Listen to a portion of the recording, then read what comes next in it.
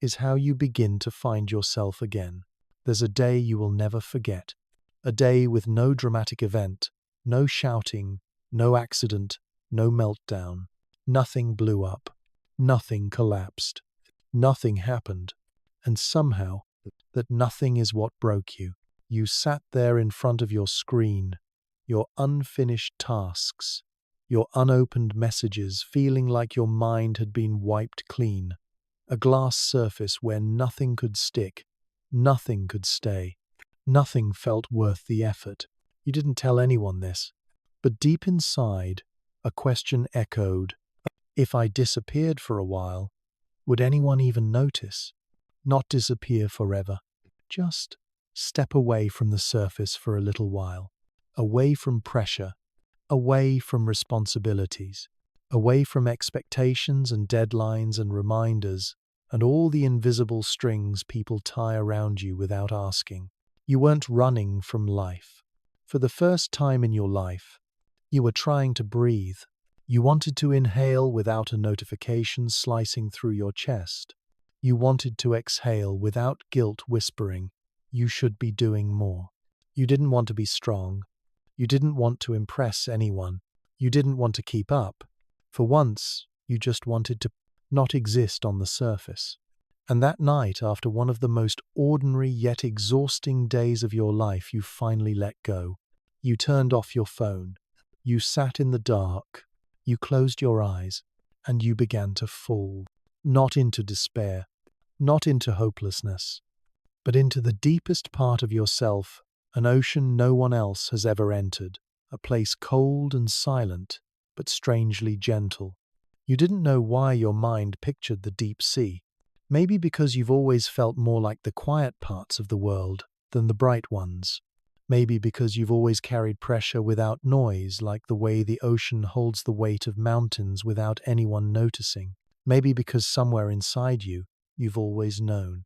Some people aren't meant for the surface. Some people belong to quieter, darker, softer places where they don't have to be seen to be real. You never told anyone you were tired. You never told anyone you were sinking. But the journey had already begun. You were falling slowly, silently into the ocean beneath your chest. The first layer of water you pass through is called noise.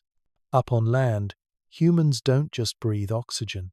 They breathe expectations. Can you update me?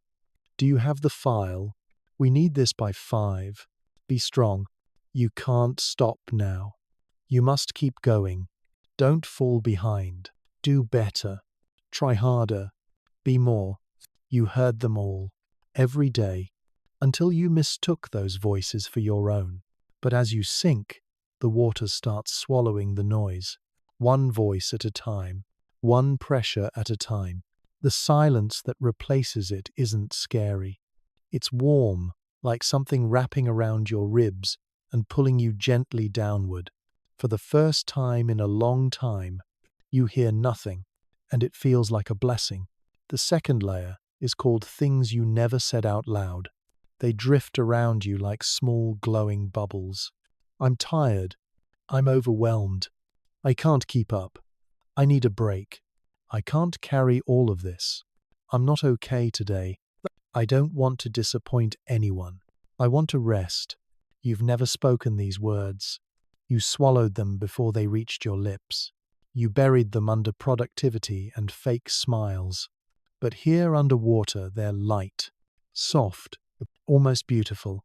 You touch them gently, and for the first time, you don't feel weak. You feel human. Then you sink deeper. This layer is called memories you couldn't handle at the time. Not your worst memories, just the ones you were too tired to process. The day you pretended you were fine. The night you held yourself together so no one would worry. The moment you said I got it when you really didn't. The times you apologized for things that weren't your fault. The days you showed up even though your heart was barely beating. The weeks you kept going because stopping felt impossible. They drift around you like ash underwater, no longer burning, just floating. Weightless now, you watch them leave your body like dust. Not painful, Not dramatic, just gone. You fall further into a layer called where no one can reach you. No messages, no demands, no eyes watching, no expectations, no guilt, no pressure to be better. Just you, just your heartbeat. Slower now, steady, almost peaceful. You weren't escaping the world. You were returning to yourself, the self you abandoned, so you could be reliable, strong, productive, good. The version of you that doesn't need to prove anything, doesn't need to perform, doesn't need to win or shine or impress. A version of you who only needs one thing: permission to exist. And down here, in this quiet dark, you finally hear it. Your own voice, not the one shaped by stress or fear or expectations, not the one rehearsed for work or friends or family. Your real voice. Fragile, soft, honest, saying one simple sentence: I miss myself. And that's when it happens, the moment healing begins. Not as a dramatic breakthrough, not as a sudden epiphany, but as a gentle, quiet truth. You didn't disappear because you were weak. You disappeared because your heart was trying to come home. And sinking into this ocean, the farther you sink, the more you realize something strange. For the first time in your life, nothing is chasing you. Not time, not deadlines, not expectations, not people waiting for you to respond, not the pressure to be okay. Up on the surface, everything felt urgent. Everything demanded attention. Everything asked for a version of you that didn't even exist anymore. But down here, everything slows. Almost like the ocean has reached out, touched your shoulders, and whispered, "Rest. You're safe." You don't know when you last heard those words, or if anyone ever said them to you at all. As you drift deeper, something unexpected happens. You begin to hear your breath. Not the shallow, rushed breaths you take when you're anxious. Not the tight, shaky breaths you take when you're pretending you're fine. But real breaths, slow, heavy, honest, breaths that sound like truth, breaths that remind you of who you were before the world taught you exhaustion. And then you hear something even softer, your heartbeat, not pounding from stress, not racing from fear, just beating, calm and steady, like it finally has room. You put a hand over your chest, not physically, but in your mind. And you realize something shocking. You've been alive this whole time, but you haven't been living. You've been enduring, performing, pushing, surviving, but not living. Not really. As you sink deeper, the water shifts color. The blue grows darker, richer, more peaceful. You've reached the layer called the truth you kept ignoring, and it appears around you like faint lights drifting in the dark. You reach out and touch one. It pulses gently warm, glowing, and reveals a memory. You, sitting at your desk late at night, telling yourself you'd be okay as long as you finished everything on your list. But the list never ended, and neither did the exhaustion. You touch another light. It reveals you forcing a smile so no one would worry. You laughing so no one would ask questions. You being strong because everyone expected it, and because you didn't know how to be anything else. Another light drifts past. You catch it. This one hurts. It shows the moment you realized no one notices when you're carrying too much. Because you make everything look easy. Because you never complain. Because you're the one people rely on, not the one people check on. You were the safe place for others. But no one was the safe place for you. You breathe through the sting. You let the light go. And then, slowly, gently, a new truth emerges. You weren't just tired. You were lonely in a way no one saw. Not lonely for people. Lonely for understanding. Lonely for quiet. Lonely for a world where you didn't have to hide everything you felt. Lonely for yourself. The deeper you fall, the heavier the world above becomes, but your body feels lighter. The ocean is not crushing you, it is holding you, like a parent you never had, like a friend who asks nothing of you, like a lover who knows how to love quietly. Down here, the pressure becomes comfort, not a weight on your chest, but a blanket around your bones. You realize something profound. Maybe you didn't come here to escape the world. Maybe you came here because this is the first place that feels safe enough to let your guard down. For years, you learned how to pretend you weren't drowning.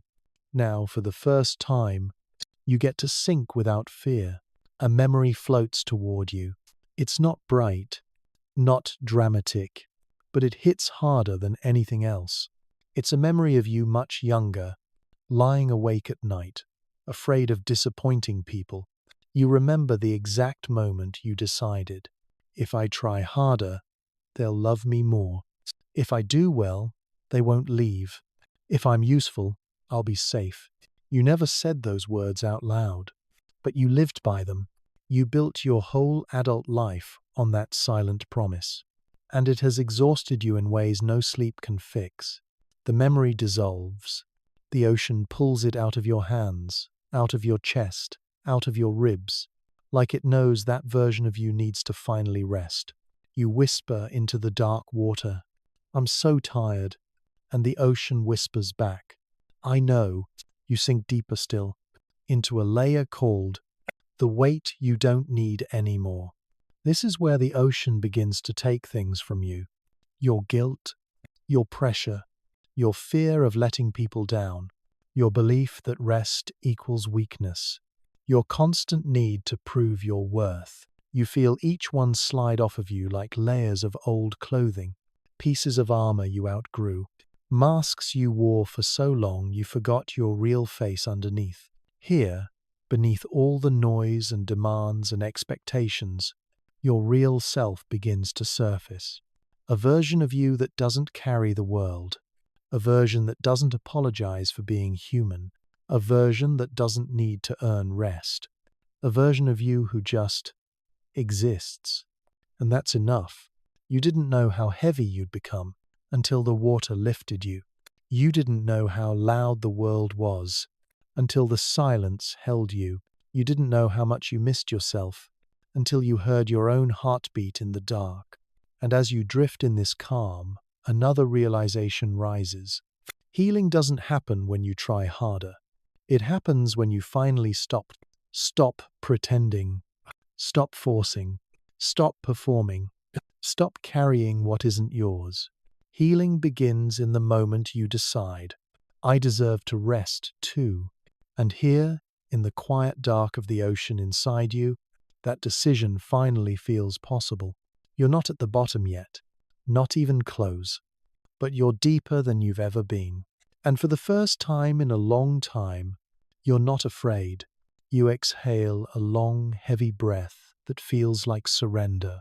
And the ocean whispers, good, let go a little more. There's so much waiting for you below. The deeper you fall, the more the world above feels unreal. Not because it vanished, but because for the first time, you're seeing it without being trapped inside it. You realize something heartbreaking. No one ever taught you how to rest. No one ever taught you how to feel safely. No one ever taught you how to say, I need help, without feeling like a burden. You learned productivity. You learned achievement. You learned responsibility. You learned how to stay strong when everything inside you was breaking. But you were never taught softness. You were never taught how to be human without apologizing for it. Here, in the deep quiet, that truth stings in a way you can finally acknowledge. As you sink further, the water becomes thicker, not oppressive, but supportive, like hands holding you in place. You've entered a layer of the ocean called the feelings you thought you weren't allowed to have. They appear around you like drifting shapes, soft, glowing, fragile. You touch one, and it reveals sadness, not the dramatic kind, the quiet kind you swallowed for years. like the sadness of waking up tired even after sleeping 8 hours, the sadness of pretending you're fine because you don't want to explain, the sadness of being surrounded by people but feeling unseen, the sadness that creeps in when you realize you can't remember the last time someone asked, "How are you really doing?" You always told yourself it wasn't sadness, just stress, or exhaustion, or a busy week. But down here, stripped of denial, you recognize it immediately, and instead of pushing it away, the ocean whispers, "It's okay. You're allowed to feel this." You let sadness drift through you like a slow current, and something inside loosens. Another glowing shape drifts toward you. You touch it. This one holds anger, not the explosive kind, the suppressed kind. Anger at being expected to handle everything. Anger at people who take your strength for granted. Anger at yourself for neglecting your needs. Anger at a world that applauds you when you're productive, but disappears when you're hurting. You've always been afraid of anger, afraid it would make you difficult, dramatic, ungrateful. But underwater, anger doesn't burn. It warms you, reminds you that something inside you still cares, that you still want better, that you still deserve better. The anger isn't destructive. It's protective, a part of you that has been fighting quietly for your well-being. Even when you ignored it, you let the anger settle into your chest like embers, not to scorch you, but to remind you of your worth. A third light floats near. This one is harder to touch.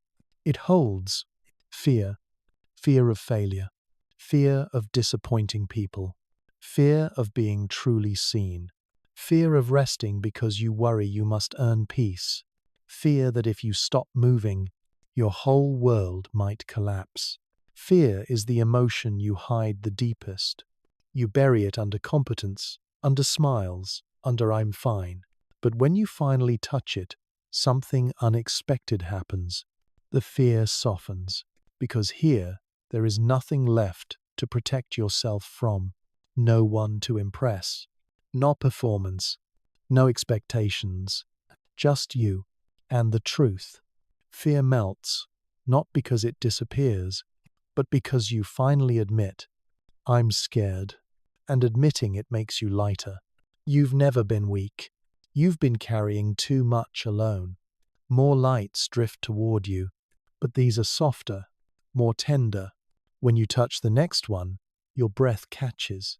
It holds, longing, not for places or people, but for moments, like the version of you that laughed easily, the version of you that felt rested, the version of you that wasn't exhausted by existence, the version of you that didn't overthink every choice. The version of you who still believed your gentleness was not a flaw. You ache for those versions, not because they're gone, but because you've been too busy surviving to visit them. The ocean wraps around you like an embrace. You haven't lost yourself. You've just forgotten where you put the pieces. You inhale sharply, realizing the truth. You didn't come here to escape. You came here to look for something, something you lost long ago, somewhere between all the expectations and exhaustion and fear.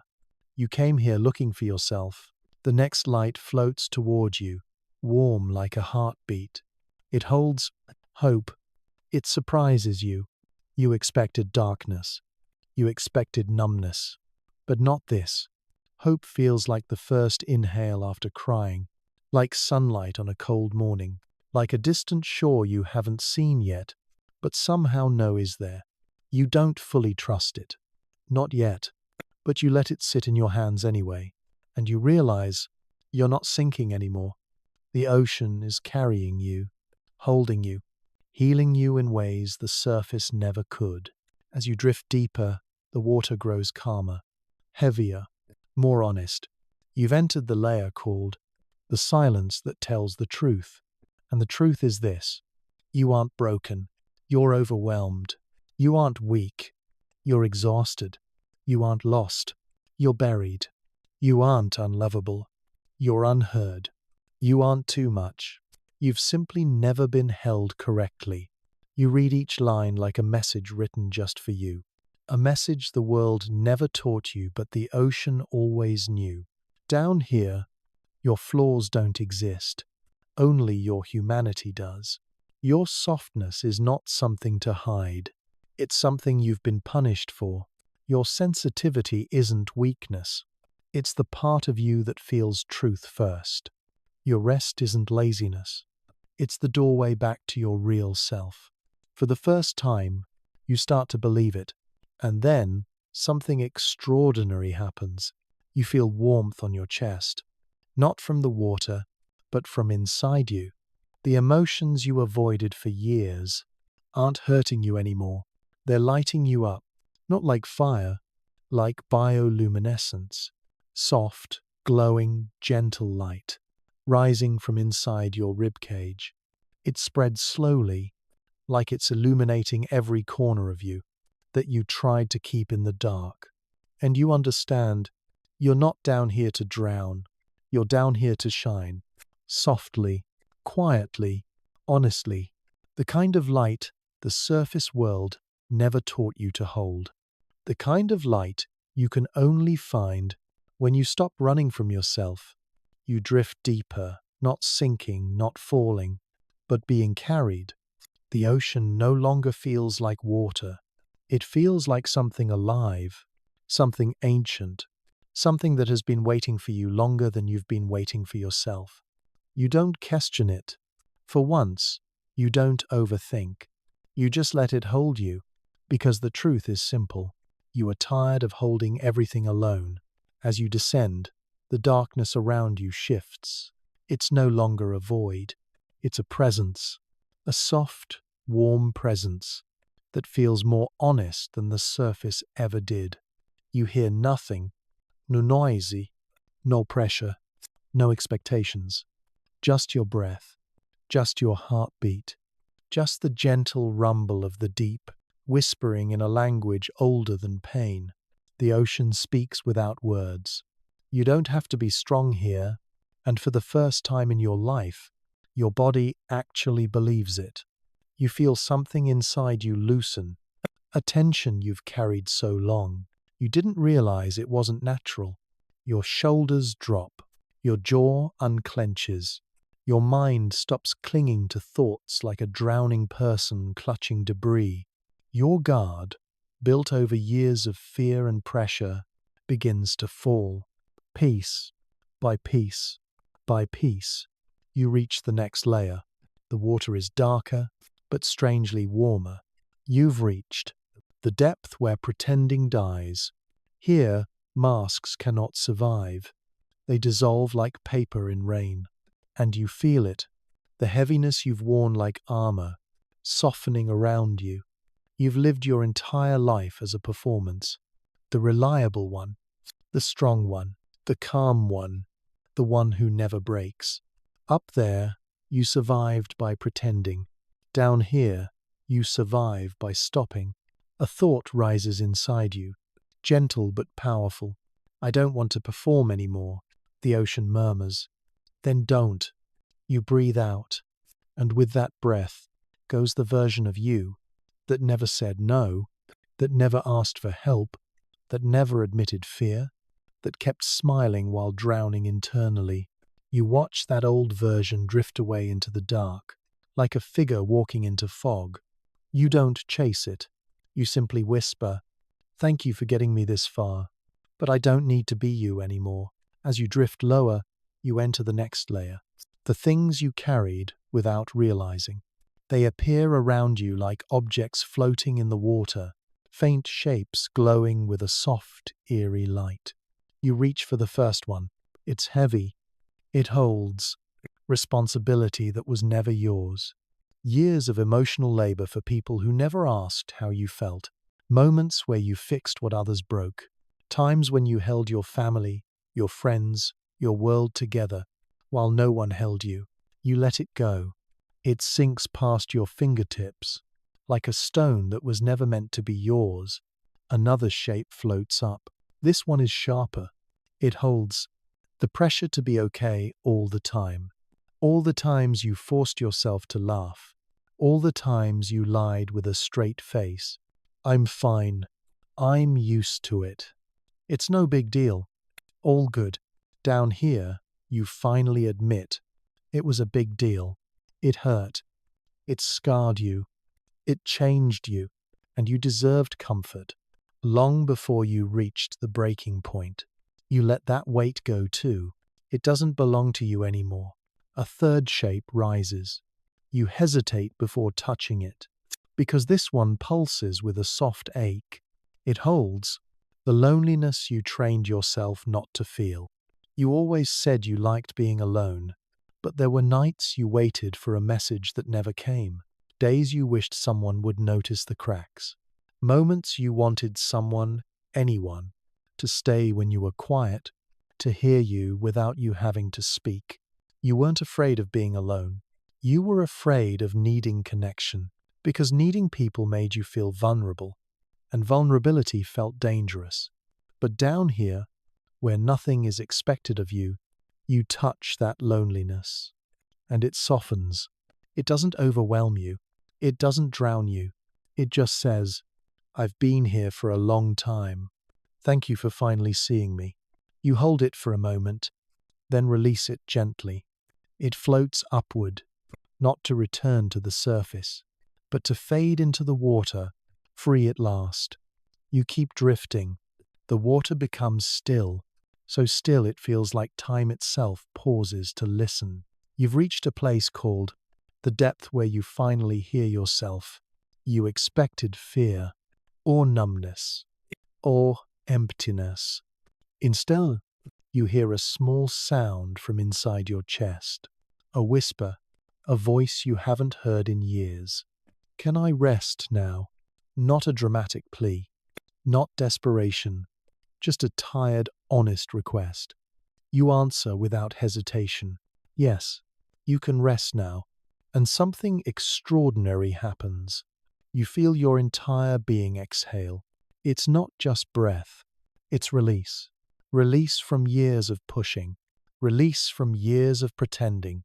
Release from years of telling yourself you didn't deserve softness. Your body sinks into the water deeper, but your heart rises higher. For the first time in your life, you are resting without guilt. Then the ocean shifts again. A gentle current brushes your face. Not cold, not harsh, warm, inviting. You feel like someone is wiping the worry from your forehead, like someone is smoothing the tension from your shoulders, like someone is finally holding you the way you always held others. You realize this isn't the ocean healing you, this is you, finally letting yourself be healed. You lower your guard completely, not because you're weak, but because you're finally safe. You whisper into the dark, I didn't know it could feel like this.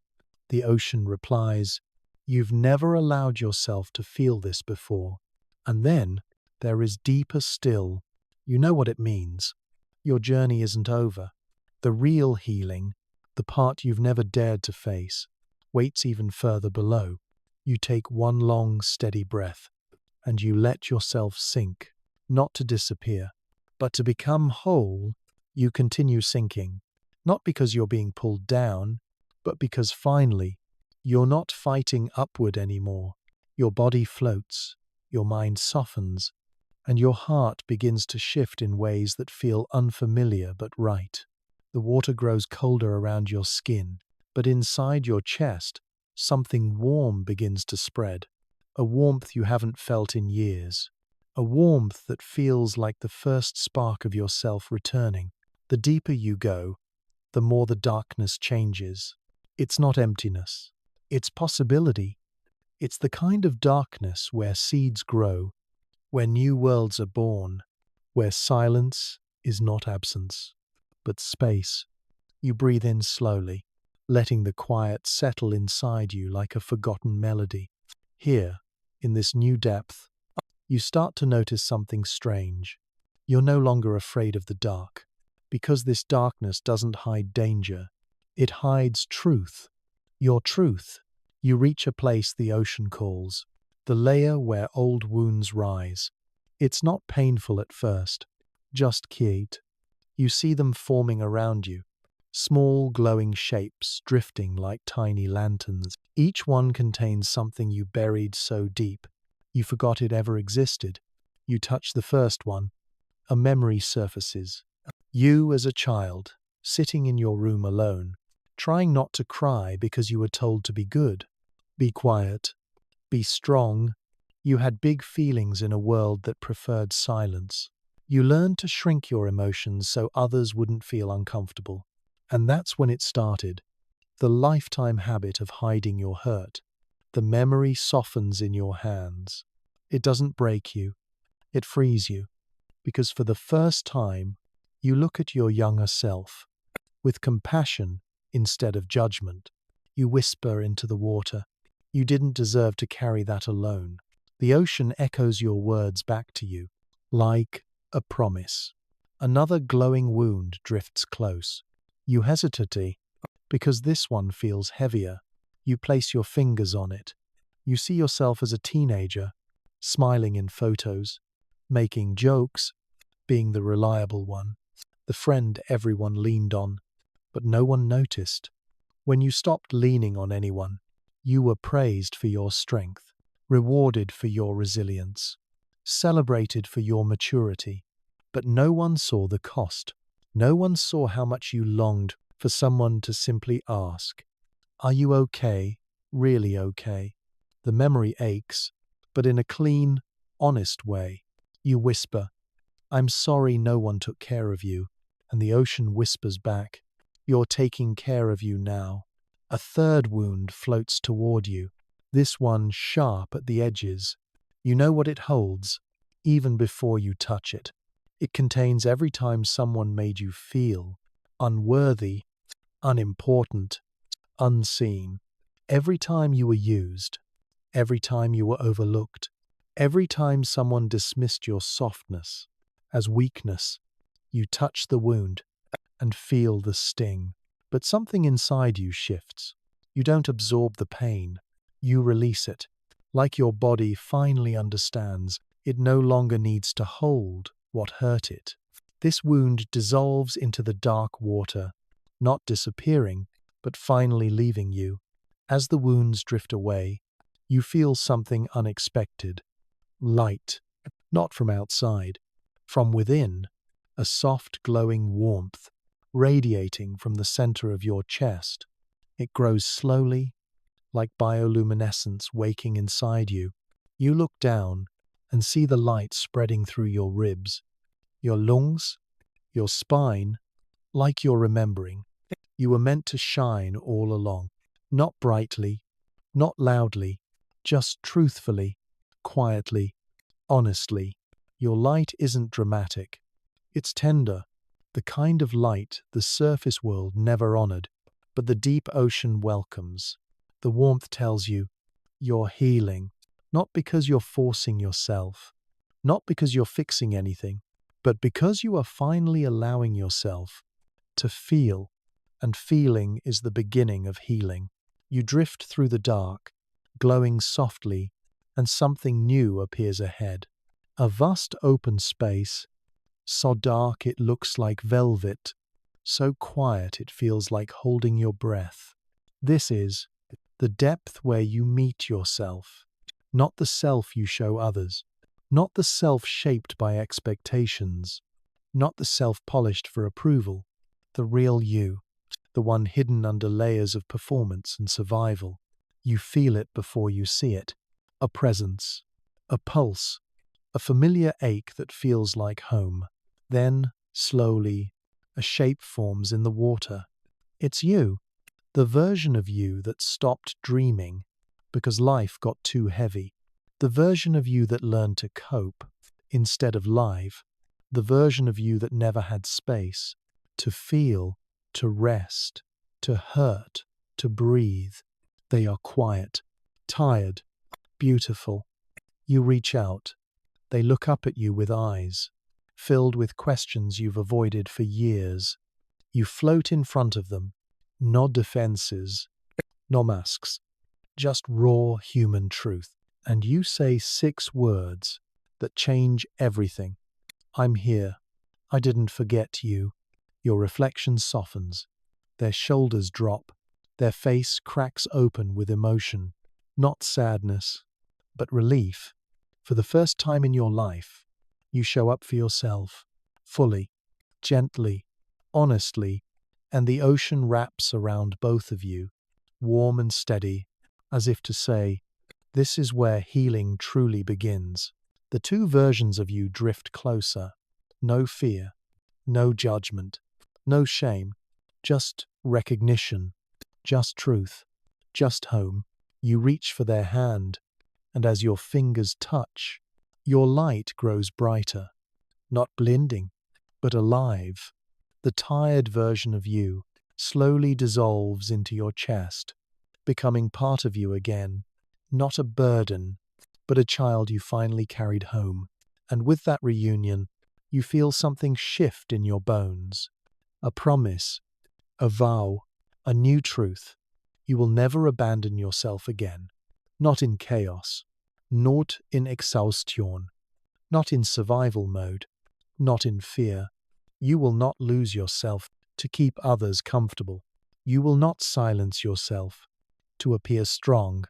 You will not disappear just to be loved. You will not shrink to fit into spaces too small for your spirit. You will stay with yourself, always. The ocean trembles around you, as if acknowledging your vow, and then, softly, are you ready to go deeper? You inhale, not with dread, but with courage. You nod, because for the first time in your life, you are not sinking alone. You are sinking with yourself. You continue sinking, not because you're being pulled down, but because finally, you're not fighting upward anymore. Your body floats, your mind softens, and your heart begins to shift in ways that feel unfamiliar but right. The water grows colder around your skin, but inside your chest, something warm begins to spread. A warmth you haven't felt in years. A warmth that feels like the first spark of yourself returning. The deeper you go, the more the darkness changes. It's not emptiness. It's possibility. It's the kind of darkness where seeds grow, where new worlds are born, where silence is not absence, but space. You breathe in slowly, letting the quiet settle inside you like a forgotten melody. Here, in this new depth, you start to notice something strange. You're no longer afraid of the dark, because this darkness doesn't hide danger. It hides truth. Your truth. You reach a place the ocean calls, the layer where old wounds rise. It's not painful at first, just quiet. You see them forming around you, small glowing shapes drifting like tiny lanterns. Each one contains something you buried so deep you forgot it ever existed. You touch the first one. A memory surfaces. You, as a child, sitting in your room alone, trying not to cry because you were told to be good, be quiet, be strong. You had big feelings in a world that preferred silence. You learned to shrink your emotions so others wouldn't feel uncomfortable. And that's when it started, the lifetime habit of hiding your hurt. The memory softens in your hands. It doesn't break you. It frees you, because for the first time, you look at your younger self with compassion instead of judgment. You whisper into the water, "You didn't deserve to carry that alone." The ocean echoes your words back to you, like a promise. Another glowing wound drifts close. You hesitate, because this one feels heavier. You place your fingers on it. You see yourself as a teenager, smiling in photos, making jokes, being the reliable one, the friend everyone leaned on, but no one noticed. When you stopped leaning on anyone, you were praised for your strength, rewarded for your resilience, celebrated for your maturity. But no one saw the cost. No one saw how much you longed for someone to simply ask, "Are you okay? Really okay?" The memory aches, but in a clean, honest way. You whisper, "I'm sorry no one took care of you." And the ocean whispers back, "You're taking care of you now." A third wound floats toward you, this one sharp at the edges. You know what it holds, even before you touch it. It contains every time someone made you feel unworthy, unimportant, unseen, every time you were used, every time you were overlooked, every time someone dismissed your softness as weakness. You touch the wound and feel the sting, but something inside you shifts. You don't absorb the pain, you release it. Like your body finally understands, it no longer needs to hold what hurt it. This wound dissolves into the dark water, not disappearing, but finally leaving you. As the wounds drift away, you feel something unexpected. Light, not from outside, from within. A soft, glowing warmth radiating from the center of your chest. It grows slowly, like bioluminescence waking inside you. You look down and see the light spreading through your ribs, your lungs, your spine, like you're remembering you were meant to shine all along. Not brightly, not loudly, just truthfully, quietly, honestly. Your light isn't dramatic. It's tender, the kind of light the surface world never honored, but the deep ocean welcomes. The warmth tells you you're healing, not because you're forcing yourself, not because you're fixing anything, but because you are finally allowing yourself to feel. And feeling is the beginning of healing. You drift through the dark, glowing softly, and something new appears ahead. A vast open space, so dark it looks like velvet, so quiet it feels like holding your breath. This is the depth where you meet yourself, not the self you show others, not the self shaped by expectations, not the self polished for approval, the real you, the one hidden under layers of performance and survival. You feel it before you see it. A presence, a pulse, a familiar ache that feels like home. Then, slowly, a shape forms in the water. It's you, the version of you that stopped dreaming because life got too heavy, the version of you that learned to cope instead of live, the version of you that never had space to feel, to rest, to hurt, to breathe. They are quiet, tired, beautiful. You reach out, they look up at you with eyes filled with questions you've avoided for years. You float in front of them. No defenses, no masks, just raw human truth. And you say 6 words that change everything. I'm here. I didn't forget you. Your reflection softens. Their shoulders drop. Their face cracks open with emotion. Not sadness, but relief. For the first time in your life, you show up for yourself. Fully, gently, honestly, and the ocean wraps around both of you, warm and steady, as if to say, this is where healing truly begins. The 2 versions of you drift closer.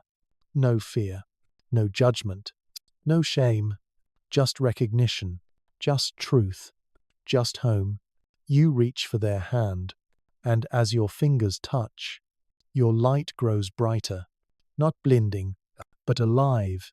The tired version of you slowly dissolves into your chest, becoming part of you again. Not a burden, but a child you finally carried home. And with that reunion, you feel something shift in your bones. A promise, a vow, a new truth. You will never abandon yourself again. Not in chaos, not in exhaustion, not in survival mode, not in fear. You will not lose yourself to keep others comfortable. You will not silence yourself to appear strong. You will not disappear just to be loved. You will not shrink to fit into spaces too small for your spirit. You will stay with yourself, always. The ocean trembles around you, as if acknowledging your vow, and then, softly, are you ready to go deeper? You inhale, not with dread, but with courage. You nod, because for the first time in your life, you are not sinking alone. You are sinking with yourself. You follow the ocean deeper, not with fear, not with hesitation, but with a strange new calm, the kind that comes when you realize you're finally moving toward the truth, instead of away from it. The water around you thickens, not in a suffocating way, but in a protective way, like the world is cushioning you for what you're about to uncover. You feel it before you see it. There is something waiting below, not a monster, not a memory meant to hurt you, but a truth so long buried, it has become part of your bones. You sink into a darker layer of the deep, a darkness that feels like velvet, soft and heavy, wrapping around your body like a weighted blanket. This is the depth of forgotten feelings, feelings you couldn't face at the time, feelings you pushed aside so you could keep functioning, feelings you told yourself you would deal with later, even though later never came. Down here, they rise like slow-moving clouds of light, not exploding, not attacking, just drifting gently toward you, waiting to be acknowledged. You reach for the first one. It pulses softly in your hand. Inside it, you see a version of you, trying so hard to be okay, that you convinced everyone, including yourself, that you didn't need support. You remember saying, "I can handle it. It's not serious. I'm used to it." But inside, you were breaking quietly, piece by piece. The memory floats through you, like a sigh you held in for years.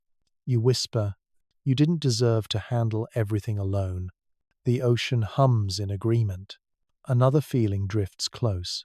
This one is colder, the kind of cold that comes from silence. It holds the moments you reached out for help, but weren't understood. When you hinted you needed comfort, but received advice. When you needed a hug, but got a schedule. When you wanted someone to simply sit beside you and say, "I'm here," but instead, they told you to stay positive. You learned something then, painfully. If you don't break loudly, no one comes. So you stopped showing your cracks, stopped showing sadness, stopped hoping someone would notice. But the ocean noticed. And now, it gently places those moments in your hands, so you can finally grieve the connection you didn't receive. You press the memory to your chest and let the ache pass through you without resistance. Because the ache is not weakness, it's truth.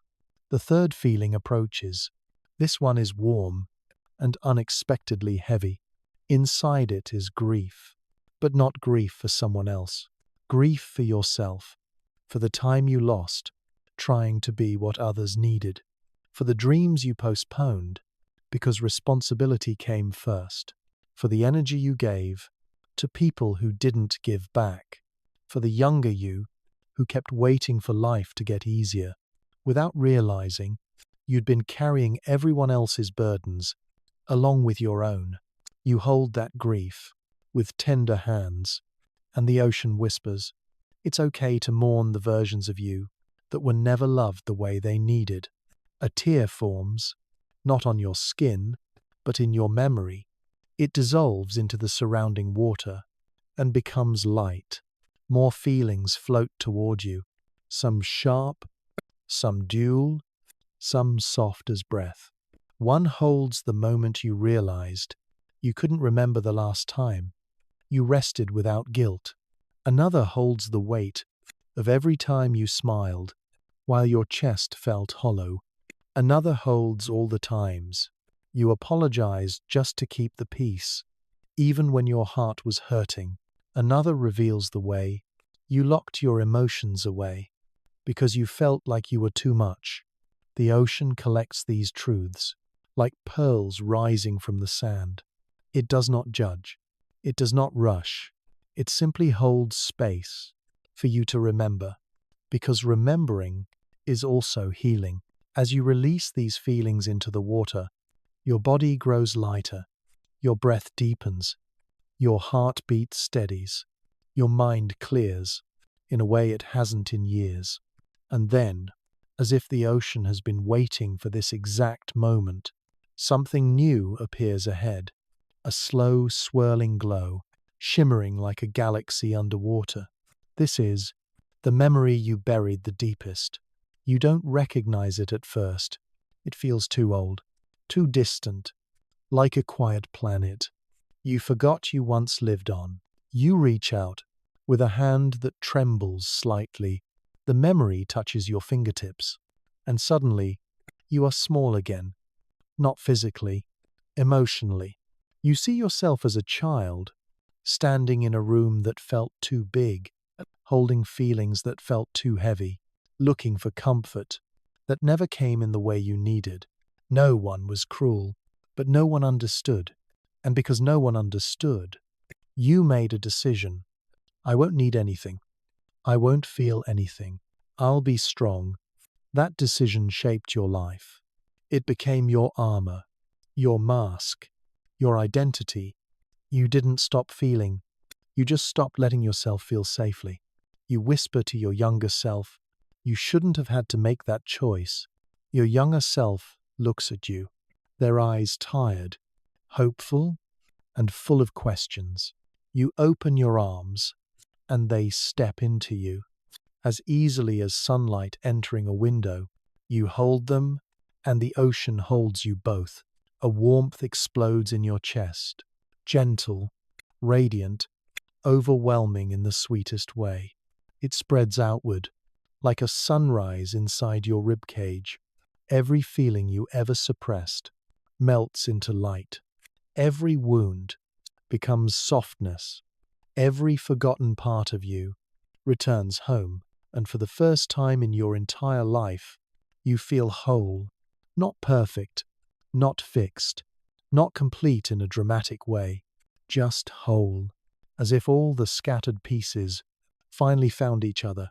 In the dark, the ocean quiets. A single question rises from the deep. Are you ready for the part of you that you've never dared to face? You don't flinch. You don't freeze. You breathe, slowly, deeply, truthfully, and you answer, yes. Take me there. You're no longer sinking. You're descending with purpose. And the deep, your deep, opens a path. You go deeper, not pulled, not dragged, not lost, but guided. The darkness grows thicker, so dense, it feels almost physical, like velvet pressed against your skin, soft and firm at the same time. You expect fear. You expect anxiety. You expect some ancient instinct inside you to beg for light. But none of that happens. Instead, you feel something strange. Comfort. A deep, primal comfort. As if the darkness isn't here to swallow you, but to shelter you. The ocean shifts around you and reveals the name of this depth. The darkness that doesn't want to hurt you. This darkness is different. It is not emptiness. It is not danger. It is not despair. It is the kind of darkness you feel behind closed eyelids when someone you trust brushes their fingers across your hair. It is the darkness inside the womb, where life begins quietly, softly, without pressure. It is the darkness of rest, not ruin. When the ocean speaks, its voice is low and tender. Not everything dark is harmful. Your lungs loosen, your body relaxes, and for the first time in your life, you allow yourself to believe that the absence of light can still be safe. You drift deeper, and the darkness thickens, not like a threat, but like a blanket. This is the first place where you feel completely invisible, not unseen, just unobserved. No expectations, no audience, no one to perform for, no one to impress, no one to disappoint. You can exist without fear of judgment. and the relief is overwhelming.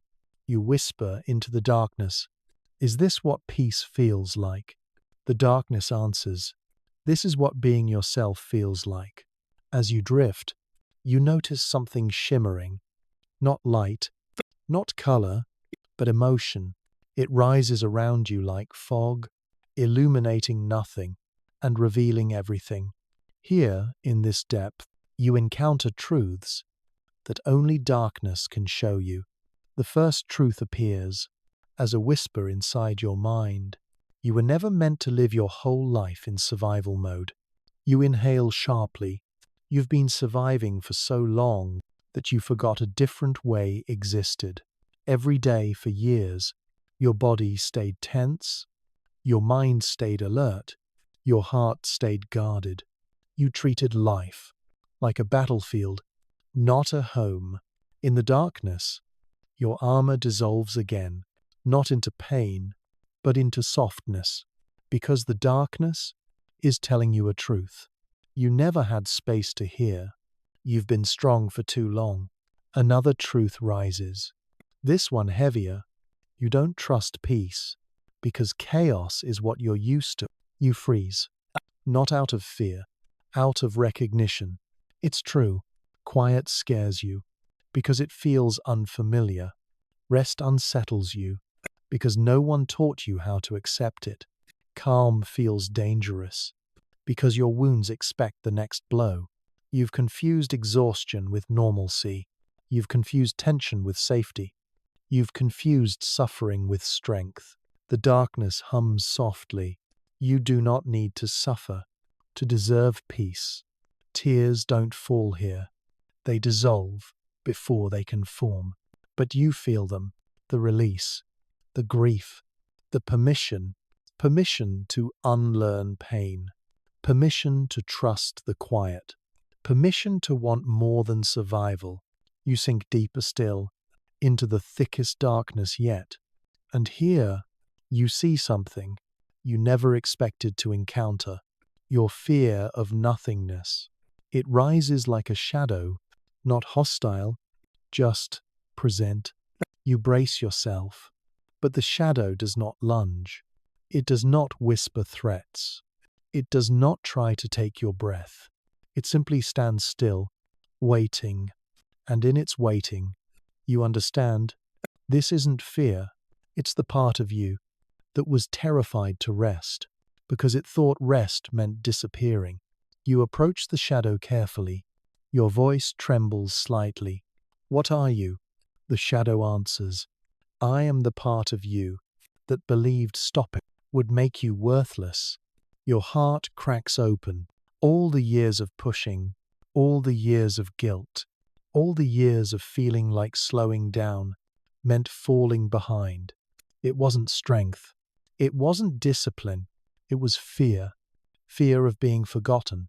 Fear of being unneeded. Fear of losing your place in the world. If you stopped moving, the shadow steps closer, but not to harm you. It kneels, and it whispers, "You don't have to disappear to rest." The words hit you like warm rain. You place your hand on the shadow's chest, and in that moment, the fear dissolves, not destroyed, transformed, because fear was never your enemy. Fear was your protector, just misinformed. The darkness deepens, but now it feels like home. You float in it, held by something older than time, gentler than memory. The ocean speaks again, stronger this time. You are entering the part of you that only opens when you stop running. You close your eyes. You are ready, because you are no longer running from yourself. You're running toward yourself. Then another presence emerges. Not a memory, not a shadow, not fear.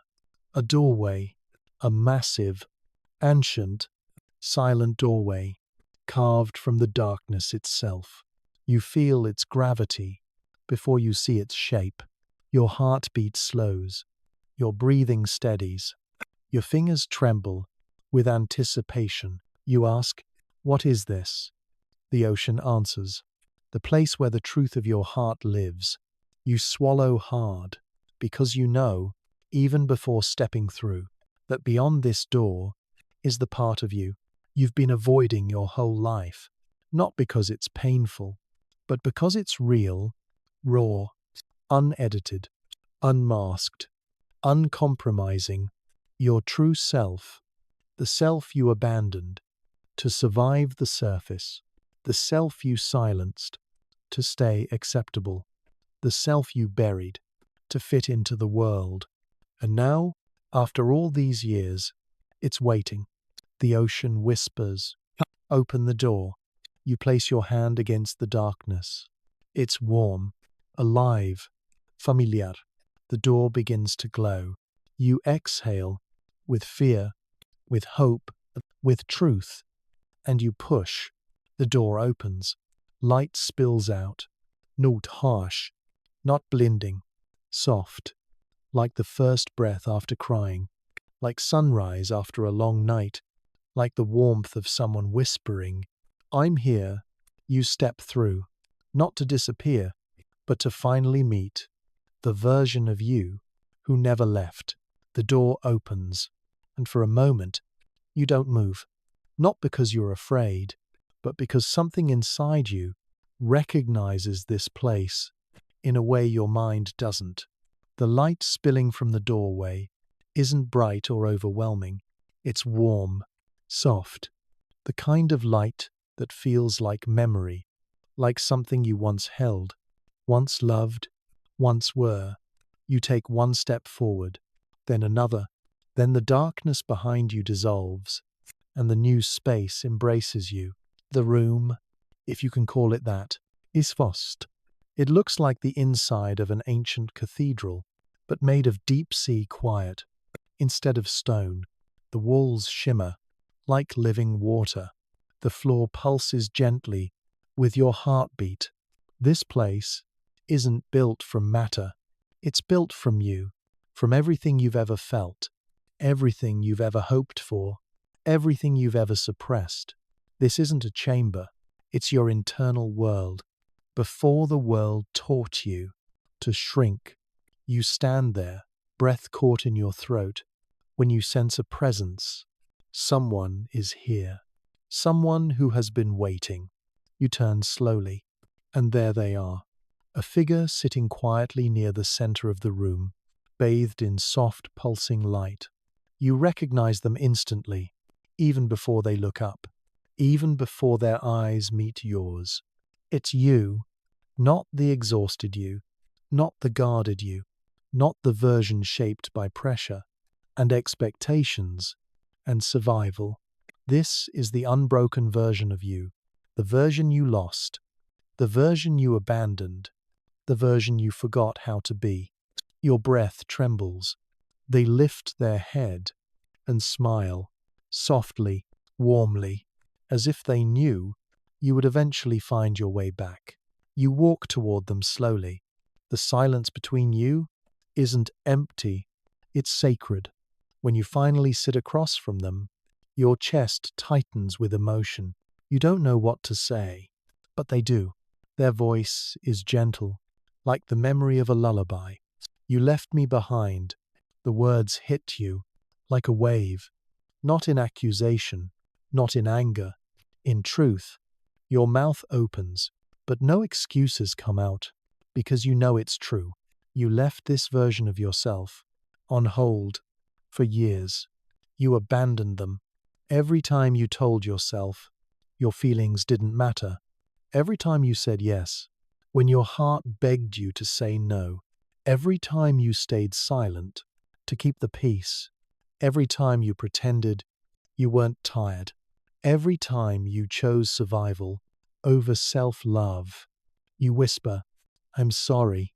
It breaks something inside you to say those words. But the moment they leave your lips, you see the truth in their eyes. They never hated you for it. They just missed you. They shift closer, knees touching yours. Their voice is soft.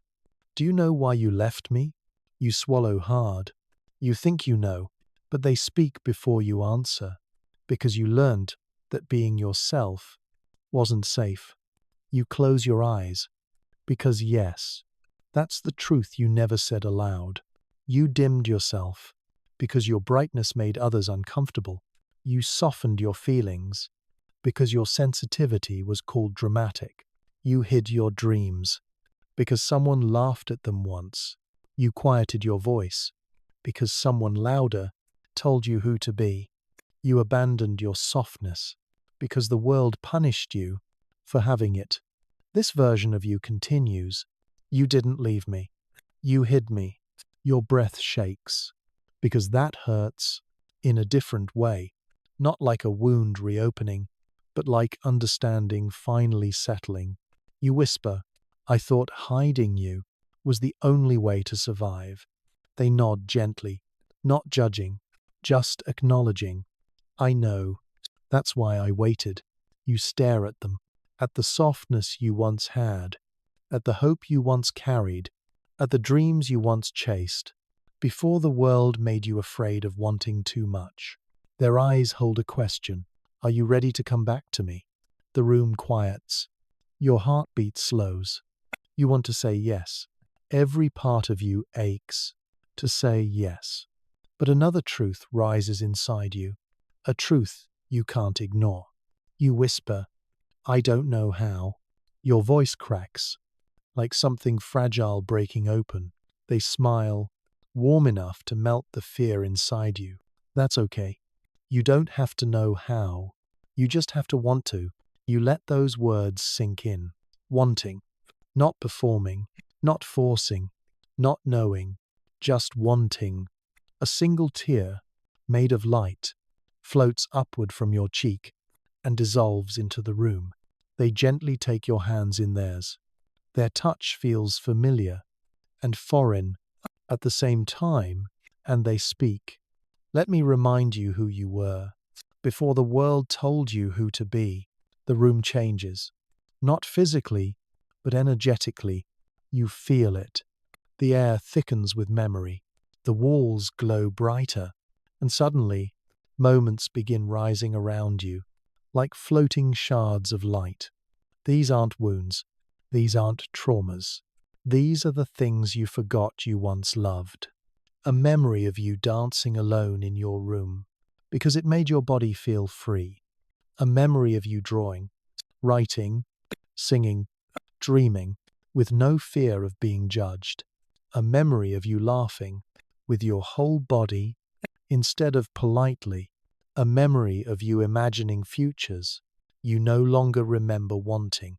A memory of your wonder, your curiosity, your joy, your unfiltered self, the person you were in the moments you felt safe.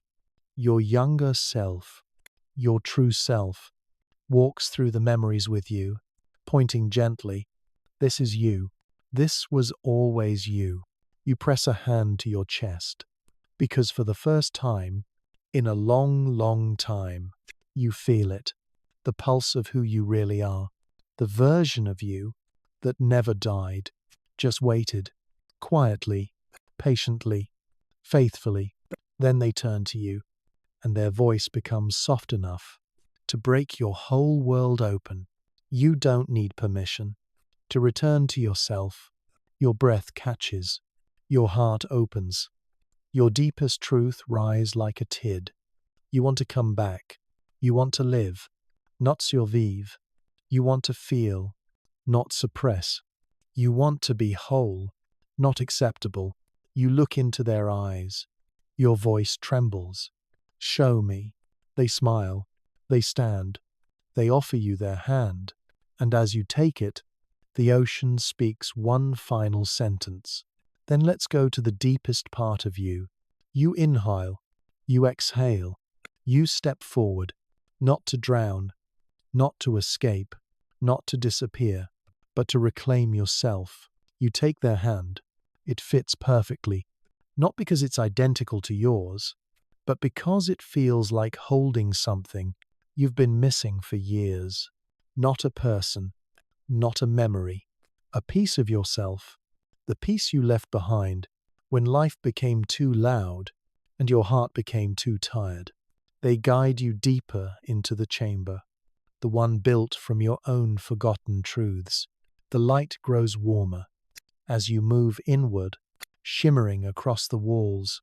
Like sunlight through water, the air feels thick, charged, alive. You're entering a place where your heart stores everything you try to outrun, not just pain, but love, longing, désir, dreams, instinct, truth. Everything you told yourself you didn't have time for, everything you once were, before the world told you what you should be. They stop walking. You stand together at the edge of something vast.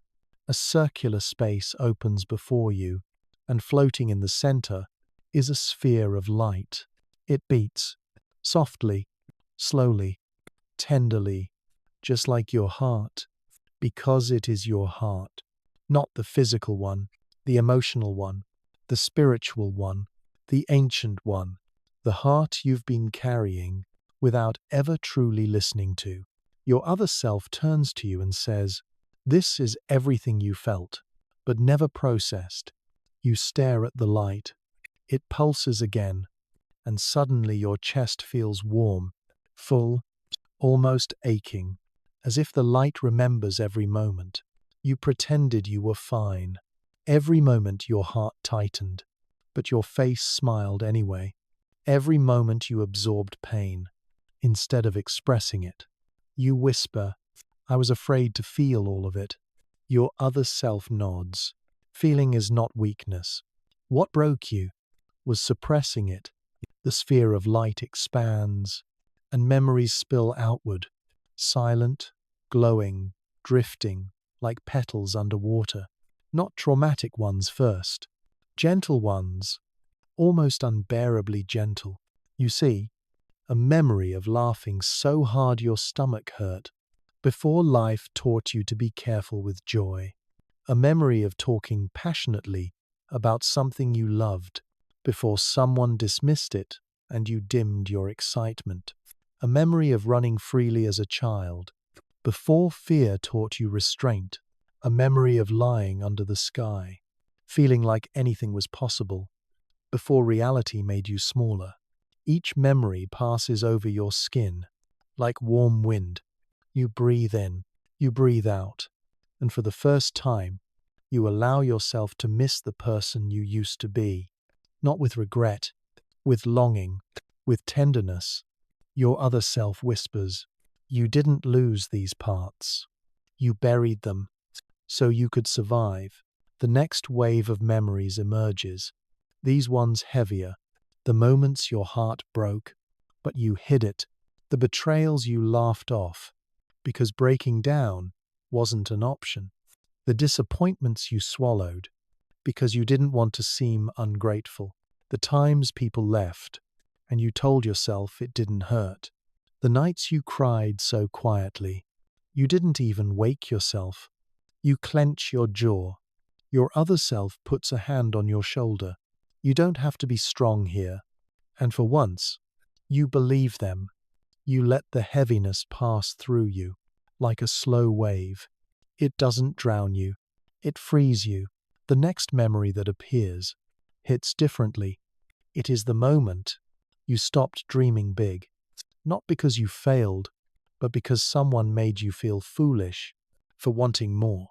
You watch your younger self quietly close a door inside their own heart, a tiny door labeled, "I want." You inhale, a tight, painful inhale. Your other self watches you. You stopped wanting because it felt safer not to hope. You nod. You can't speak. Not yet. Another memory rises. This one is sharper. It shows the exact moment in your life when you learned the wrong lesson. Love is something you earn by being easy, easy to handle, easy to rely on, easy to forgive, easy to ignore your own needs, easy to never ask for more. Your heart clenches. Your other self steps closer. You don't need to be convenient to deserve love. Your throat tightens. tears rise but do not fall. You whisper, "Then why does loving feel so heavy?" They answer without hesitation, "Because you gave it to everyone except yourself." The sphere pulses again. A wave of warmth rolls through the chamber, and suddenly you see a memory so bright, you almost flinch. It's you, not broken, not exhausted, not shrinking, but radiant, alive, bright, fearless. A version of you from a moment in your life when you believed in yourself without hesitation. Watching that version makes your chest ache. With a fierce kind of longing, you whisper, "I want to be them again."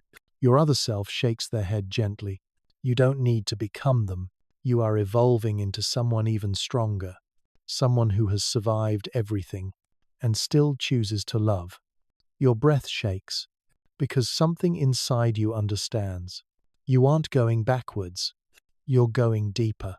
Then your other self takes your hands again. Their touch is steady, warm, grounding. "You're here for one reason," they say. You wait.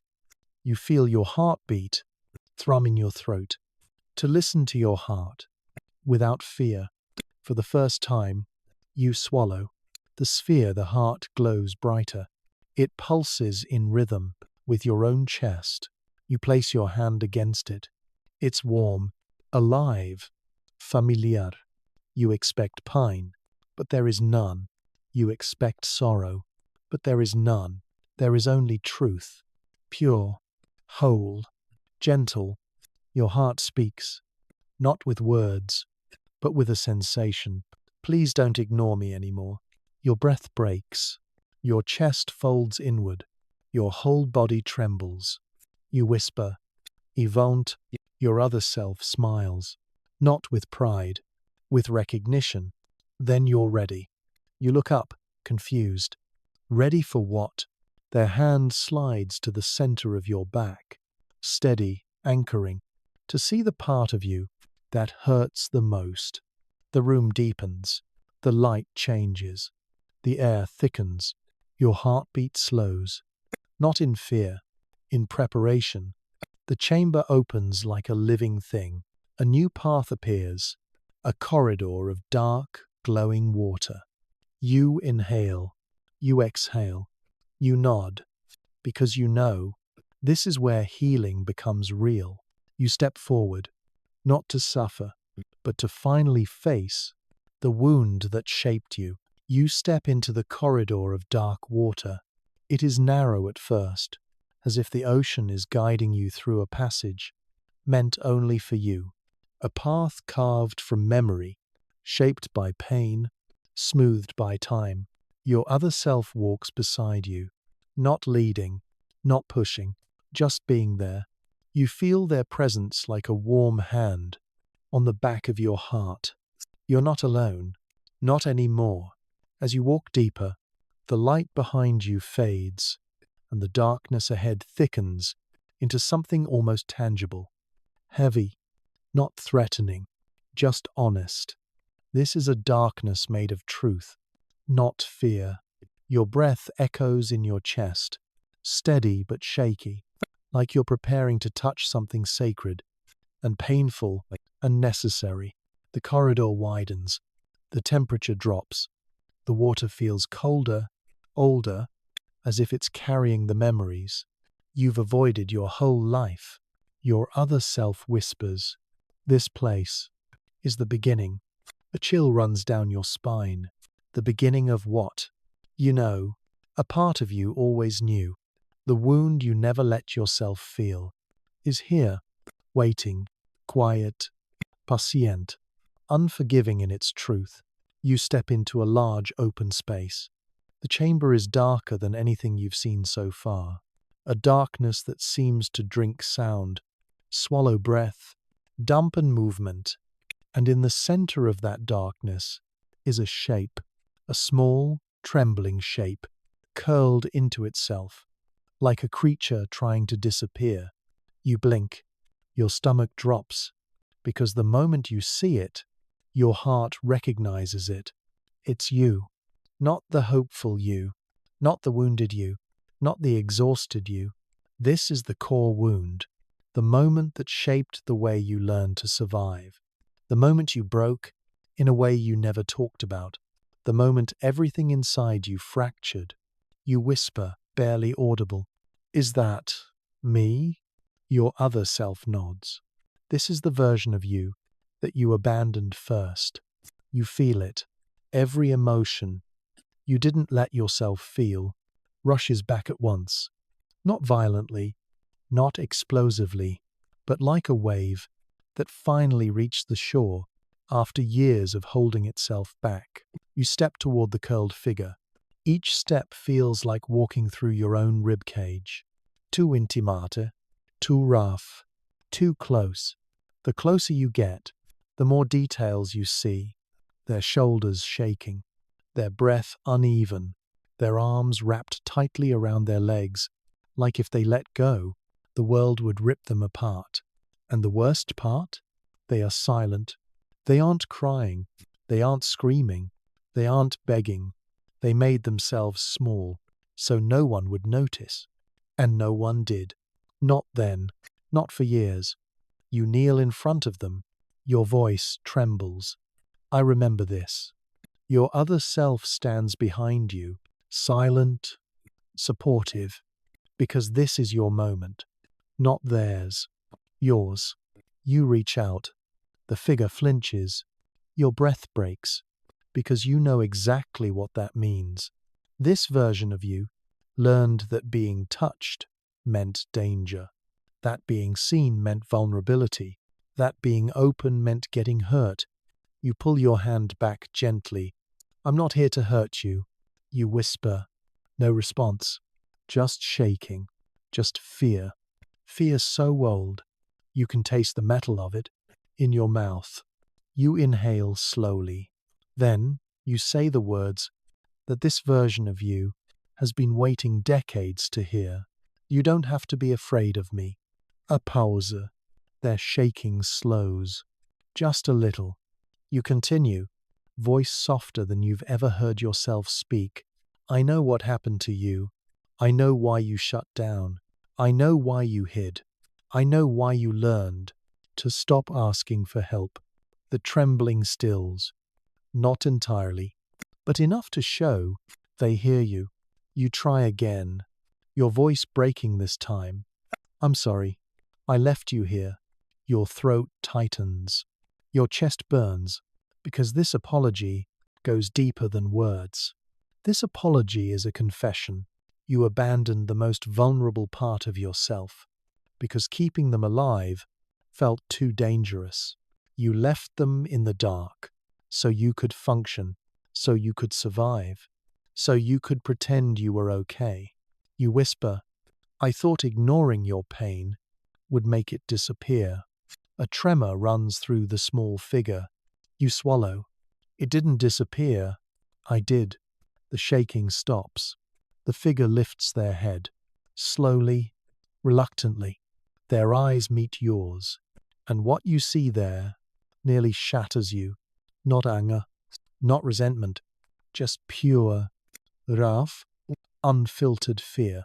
Fear that no one ever comforted. Fear that no one ever soothed. Fear that no one ever held. Fear of being unlovable because you were hurting. Your breath trembles. You whisper, "Can I hold you now?" Silence. Then a tiny knot. Barely there, but enough. You reach forward slowly, carefully, as if touching something sacred.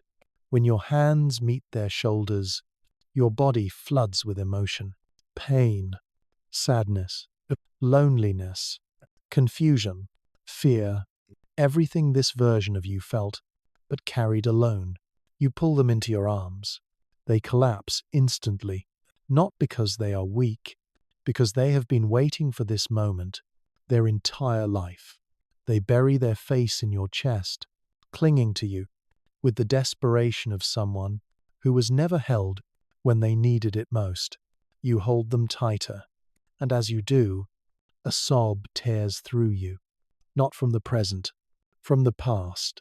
a sob that belonged to this version of you, but never escaped, a sob that needed your adult arms to finally emerge.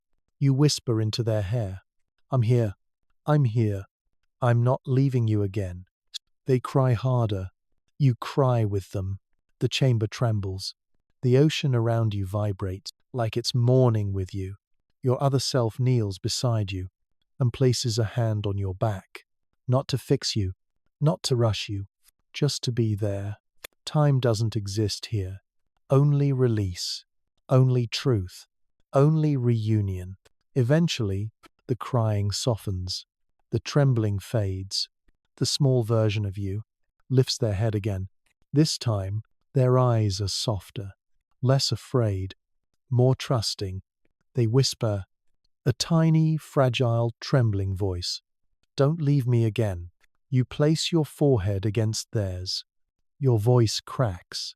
Never again. And as you hold that promise, a warmth fills the chamber. Something shifts. The small you begins to glow, softly, steadily, like a star waking up. The wound is becoming light because it has finally been touched. With love, you hold the small, glowing version of yourself in your arms. Their body is warm against yours, fragile in a way that makes your chest ache, but shining in a way that makes your soul tremble. The ocean around you is still, completely still, like it knows this moment is sacred, like it knows that something ancient inside you has finally begun to heal. The small you breathes, shakily, against your chest. Each breath sounds like a question. Ich exhale sounds like permission. The kind of permission they never got. You stroke their hair gently, a gesture no one ever gave them when they needed comfort the most. Their voice is small, almost childlike. Why did no one come? You freeze, because you know exactly what they're talking about. You whisper, because they didn't see you. The small you shakes their head. No, I was right there. I was trying so hard. Their voice cracks. So why didn't anyone notice? You swallow the lump in your throat. There are 1,000 things you could say, 1,000 excuses the world gave you, but none of them would be the truth your heart deserves. So you choose honesty, soft, painful, necessary honesty. Some people aren't taught how to look, a pause. Some people are too wrapped in their own pain to see someone else's, another pause. And some people only love what is easy. Your voice shakes. With the weight of it, the small you whispers, was I not easy? Your heart breaks all over again. You take their face in your hands and force them to look at you. You were gentle. You were sensitive. You felt deeply. You needed love. Your voice rises, not in anger, but in fierce protection. That doesn't make you difficult. It makes you human. The small you blinks, as if they've never heard that before. Maybe they haven't. Not from anyone who mattered. Not from anyone who stayed. The room glows brighter around you. Not with fire, with warmth, with release, with truth. Your other self, the strong, healed, grounded version of you, steps closer. They kneel beside you and place a gentle hand on the trembling back of the small you, and they say, you were abandoned because others didn't know how to hold something delicate. Then they look at you, their eyes soft but firm. But you do. You feel that deeply, because yes, you do know how to hold something delicate. You always have. That's why you carried everyone else. That's why you comforted people who never comforted you back. That's why you stayed soft. In a world that rewarded hardness, you just never held yourself with that same gentleness. Until now, the small you slowly relaxes in your arms. Their fingers unclench from your clothes. Their breath steadies. And you realize something. They are learning how to feel safe for the first time, not because the past changed, not because someone rescued them, but because you finally came back. They whisper, "If you go, I'll break again." You shake your head, firm, certain, whole. "I'm not going anywhere." The small you searches your eyes to see if you're lying. You're not. They see it. Something inside them melts. Their glow brightens. Not blinding, not overwhelming, just soft, like a star finding its place. You hear them breathe, for the first time, without shaking, a real breath, a full breath, a breath that belongs to a child finally held. The ocean around you begins to shift. The darkness lightens, not into brightness, but into clarity, like fog lifting from a valley, like shadows revealing form. Suddenly, you see cracks along the walls of the chamber, cracks that weren't there before. Thin lines of light pulse through them, like vines under skin. Your other self stands. They look around. Their expression is gentle, but knowing. The wound is opening. Your breath catches. "Isn't that dangerous?" They shake their head. "No, it means healing can begin." You glance at the glowing cracks. They pulse in the same rhythm as your heartbeat. The chamber isn't falling apart. It's waking up, because bringing your wounded self out of hiding has changed the entire world inside you. The walls whisper, "You're not alone anymore." And they mean it. The small you sits up. They wipe their eyes with the back of their hand, a childlike gesture, so pure it tugs at every string in your heart. "Does this mean I'm not broken?" You take their face in your hands again. Your voice is steady now. "You were never broken.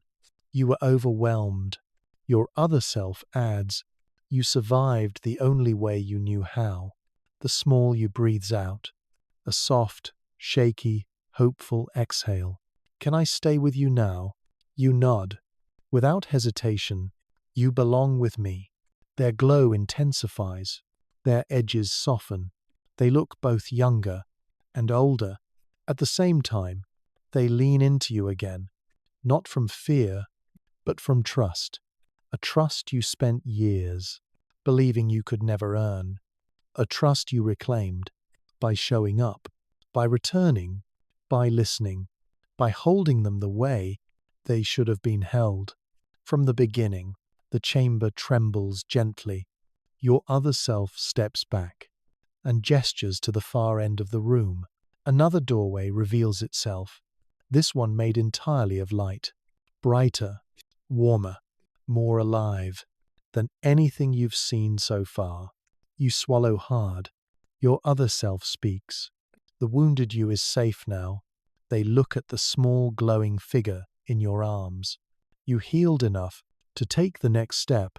You hold the small you close. Then whisper, "Are you ready?"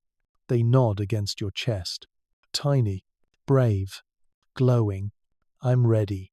If you're here, your eyes sting. You whisper, "I'm here." You stand, both versions of you close, beside one another. The doorway brightens, the ocean breathes with you, and as you walk toward that new threshold, you feel something rising in your chest. Not fear, not grief, not exhaustion, but the first hint of rebirth, a new chapter, a deeper truth, a softer beginning. You step into the light, holding yourself. Finally, fully, completely, the doorway of light surrounds you as you step forward, carrying the small glowing version of yourself in your arms, with the healed version of you at your side. For a moment, everything is white, not blinding, not harsh, just purer, pure in a way that makes the deepest parts of you go silent, pure in a way that feels like the world is holding its breath on your behalf. You close your eyes, and the light dissolves into something warmer, a gentle radiance that feels like being wrapped in memory. When you open your eyes again, you're somewhere new, somewhere softer, somewhere sacred. It is a vast, circular space, made entirely of light. But the light doesn't shine outward. It rises upward, from beneath your feet, like warmth coming through floorboards. The air feels gentle, quiet, intimate, like the room itself is alive and breathing with you. Your other self speaks. This is the heart chamber you swallow, a chamber inside yourself, a place that holds every truth you've hidden, every softness you buried, every wish you whispered and then abandoned, every part of you that was too tender to survive the surface. The room glows brighter, responding to your presence. Your small self stirs in your arms. Their voice is tiny, but clearer than before. It's warm. You nod, because this place was always meant for you. You walk deeper into the space. The ground beneath your feet is made of shifting light, soft as sand, warm as skin. And in the center of the chamber, you see it, a massive sphere of gold light, pulsing gently, beating in slow, steady rhythms. Your breath catches, because you recognize it immediately. It's your heart, not the emotional one from earlier, not the wounded one. This is the core, the deepest truth, the original spark, the version of your heart that existed before the world touched you. Your other self steps closer. Their voice resonates. This is who you are, when nothing is taken from you and nothing is demanded of you. Your knees nearly buckle because you can feel it, the raw honesty, the unfiltered softness, the unedited essence of your being, so bright, so warm, so painfully alive. You whisper, "I forgot I had this." Your healed self looks at you gently. You didn't forget. You just couldn't reach it. When you were surviving, the words land like a soft truth you've needed your whole life. You step closer to the sphere. Your heart, your true heart, beats once. The entire chamber pulses with it. Your small self looks mesmerized. Is that really me? You nod. This is the part of you that loved without fear. The small you squeezes your shirt. Before people hurt me, your voice softens. Before you learned to hide yourself, you kneel beside the sphere, still holding the small you. The light warms your face, warms your ribs, warms everything inside you that once felt cold. You feel it again, that quiet ache of longing, the longing to be this version of yourself again. Open, soft, free, but your other self kneels beside you and gently touches the sphere. You don't need to become who you were. You need to integrate who you are. You look at them, confused. They continue, the fearless version, the wounded version, the surviving version, the dreaming version. Their eyes meet yours. All of them are you. The sphere pulses again, as if agreeing, as if calling you closer. You place your free hand against the warm surface, and instantly memory floods your body. Not images, not scenes, but sensations. The sensation of wanting things without feeling guilty. The sensation of believing you deserved good things. The sensation of trust. The sensation of joy that didn't apologize. The sensation of loving with your whole chest. The sensation of being enough. Your eyes sting. As your throat tightens, you whisper to the sphere, "I'm sorry. I let the world dim you." The light flickers, not in pain, in understanding. Your healed self speaks softly. Your heart didn't dim. It hid, to protect you. A tear slips down your face. The small you wipes it with their tiny, glowing thumb. You laugh softly through the emotion. "I thought my heart broke."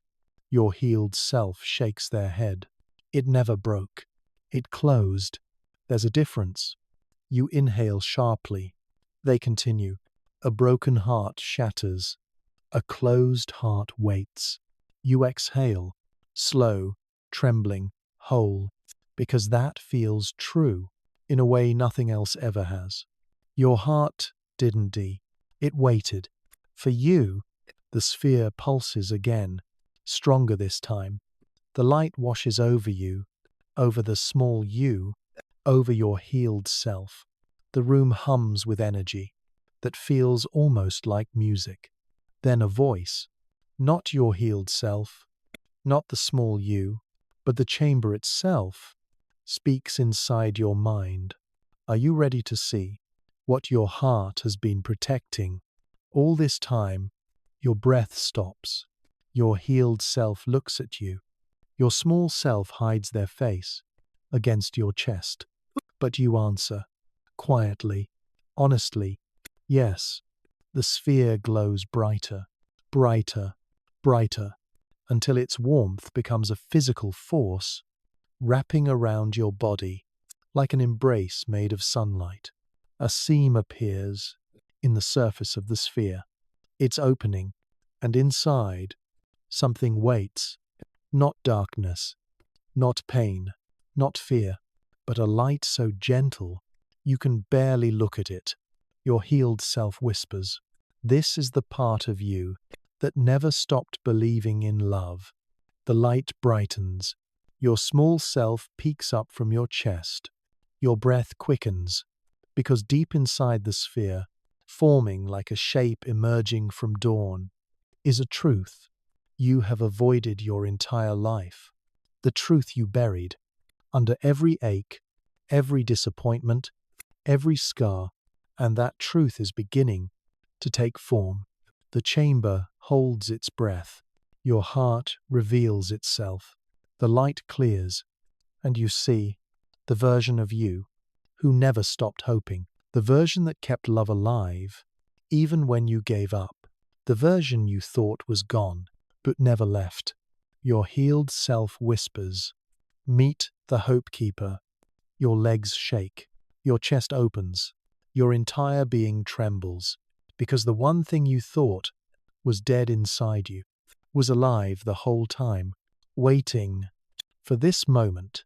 For you, the Hope Keeper stands inside the glowing sphere, a figure made of soft, unwavering light, not bright like flame, not sharp like lightning, but steady, warm, persistent, the kind of light that stays, even when everything else fades.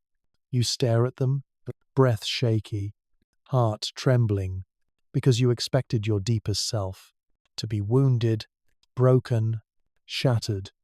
But instead, you find someone who survived, someone who kept a tiny flame alive in the coldest, darkest corners of your heart, even when you believed it had gone out. Your healed self stands beside you. Your small self clings gently to your shirt. All three of you watch as the Hope Keeper steps out of the sphere, their light illuminating the chamber. Their voice is soft, but it vibrates through your entire body. "You thought I died." You swallow hard. "Yes," you whisper. "I thought everything hopeful in me was gone." They tilt their heads slightly, like they've been waiting for you to say those words. "Hope doesn't die." They reply. "It hides." They step closer. The light around them pulses, not overpowering, but grounding. Every movement, every gesture, every flicker of their presence feels like a reminder of something you forgot. You used to believe in good things. You used to trust in new beginnings. You used to look forward to the future without fear. You used to want, and wanting wasn't dangerous then. It was natural. It was yours. The Hope Keeper touches their chest, right over where their heart would be. "I held on to every wish. You abandoned." The small you looks up at them, even the silly ones they ask. The Hope Keeper smiles, especially the silly ones. because those were the ones you loved the most, the ones you hid as you grew older, the ones you dismissed as unrealistic, the ones you silenced because life felt too heavy to dream. The Hope Keeper gestures toward the sphere. Inside it, tiny lights of different colors swirl, like galaxies exploding. In slow motion, they point to one. This is the dream you told yourself wasn't practical. Another light. This is the love you convinced yourself you didn't deserve. Another. This is the version of your future you thought was too beautiful to ever choose you. Your throat tightens. You whisper, "Why did you keep them?" The Hope Keeper turns to you fully, their gaze soft, steady, unyielding. Because even when you lost hope in the world, I never lost hope in you. Your breath breaks, your knees weaken, your chest fills with warmth. So overwhelming, it borders on painful. Your healed self places a hand on your shoulder to steady you. This is why you're here, they murmur, not to remember the pain, but to reclaim the hope you buried beneath it. The Hope Keeper steps forward and gently touches your hand. The moment your skin meets their light, something electric floods you, not sparks, not fire, life. You feel the dreams you abandoned, the love you suppressed, the choices you were too afraid to make, the futures you pretended you didn't want, the joy you thought was childish, the courage you forgot you had, the softness you thought was weakness, the desire you locked away, the belief that you deserve good things, all of it, rising through your body like warm water filling your lungs with breath. For the first time in years, your voice cracks. I didn't think I was allowed to hope anymore. The Hope Keeper shakes their head. Hope is not a reward. It is not something you earn. They step closer. Hope is your nature, the small you whispers. Even when everything hurts, the Hope Keeper kneels and looks them in the eyes. Especially then, the chamber begins to shift. The walls ripple, like water stirred by wind.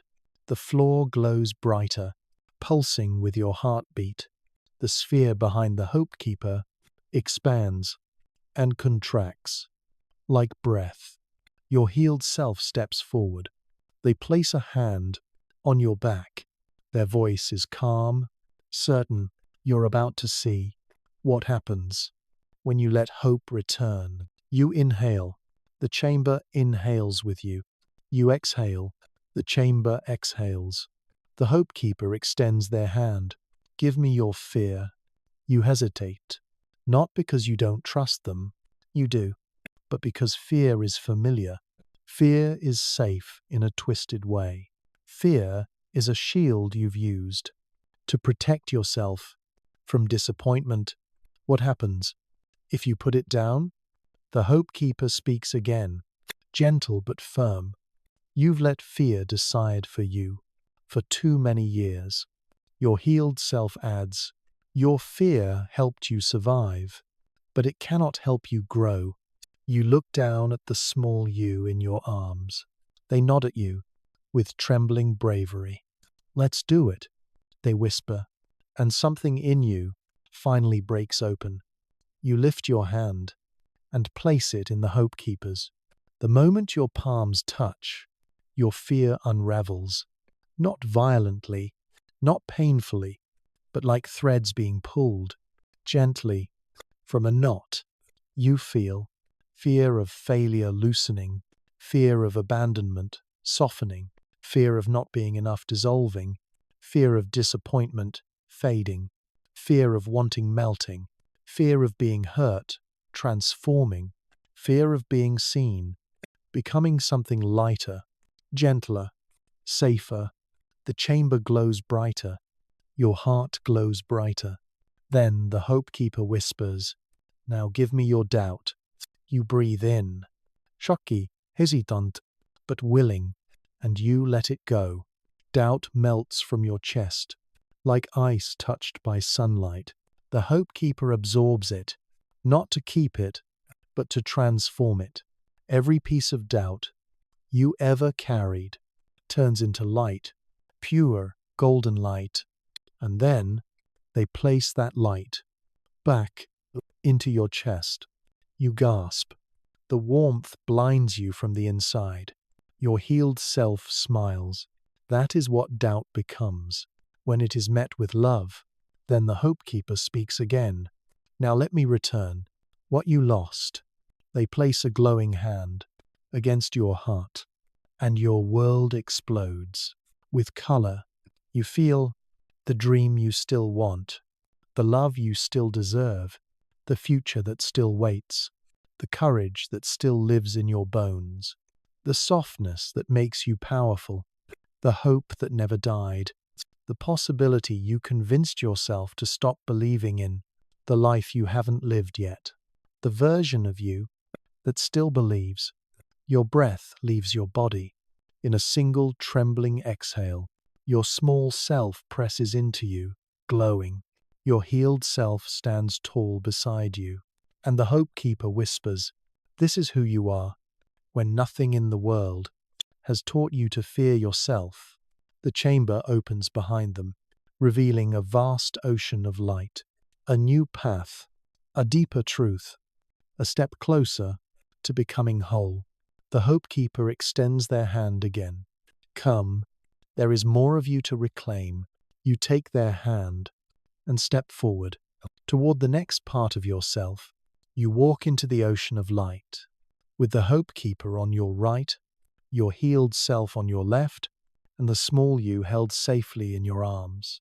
The water of light rises around your ankles, warm like memory, soft like breath, alive like something sentient. Every step sends gentle ripples outward, revealing new shapes beneath the glowing surface. Shapes that look like pieces of yourself, pieces you haven't seen in a very long time. The Hope Keeper speaks first. Their voice is calm, steady, bright in the way early morning sunlight is bright. Not blinding, but promising. Where we are going now, they say slowly, is where your belief broke. You tense. The chamber of light around you hums softly, as if mourning something, before you even reach it. Your healed self places a hand on your shoulder. This part is not about pain. It's about understanding. You relax. Just a little. The water brightens. Ahead, a faint silhouette appears, a figure sitting alone in the middle of the glowing sea. Their posture is slumped, their hands limp at their sides, their head lowered. Even from a distance, you feel a pinch of recognition, a version of you who once tried so hard to believe in something, someone, yourself, and failed. The small you whispers, "Who is that?" The Hope Keeper answers softly, "The one who stopped believing." Your breath catches because you remember that moment. You remember the day hope felt foolish, the day faith felt dangerous, the day you told yourself, "I won't care anymore." It's easier not to care, a lie you needed to survive. You walk closer. The figure sits at the edge of a flat glowing stone, like an altar of shattered dreams. Their eyes stare into the glowing water with an emptiness that makes your chest ache. Not sadness, not anger, just nothing. A numbness so heavy you can feel it pressing into your ribs. Your healed self murmurs, "Numbness is the heaviest pain." The Hope Keeper nods, because it's the pain you felt after feeling too much. You step closer. The figure still doesn't move, doesn't react, doesn't look up. They've been here a long time, long enough to forget. They were waiting for you. You kneel in front of them, the small you clinging to your side. You speak gently. "Hey." No response. You try again.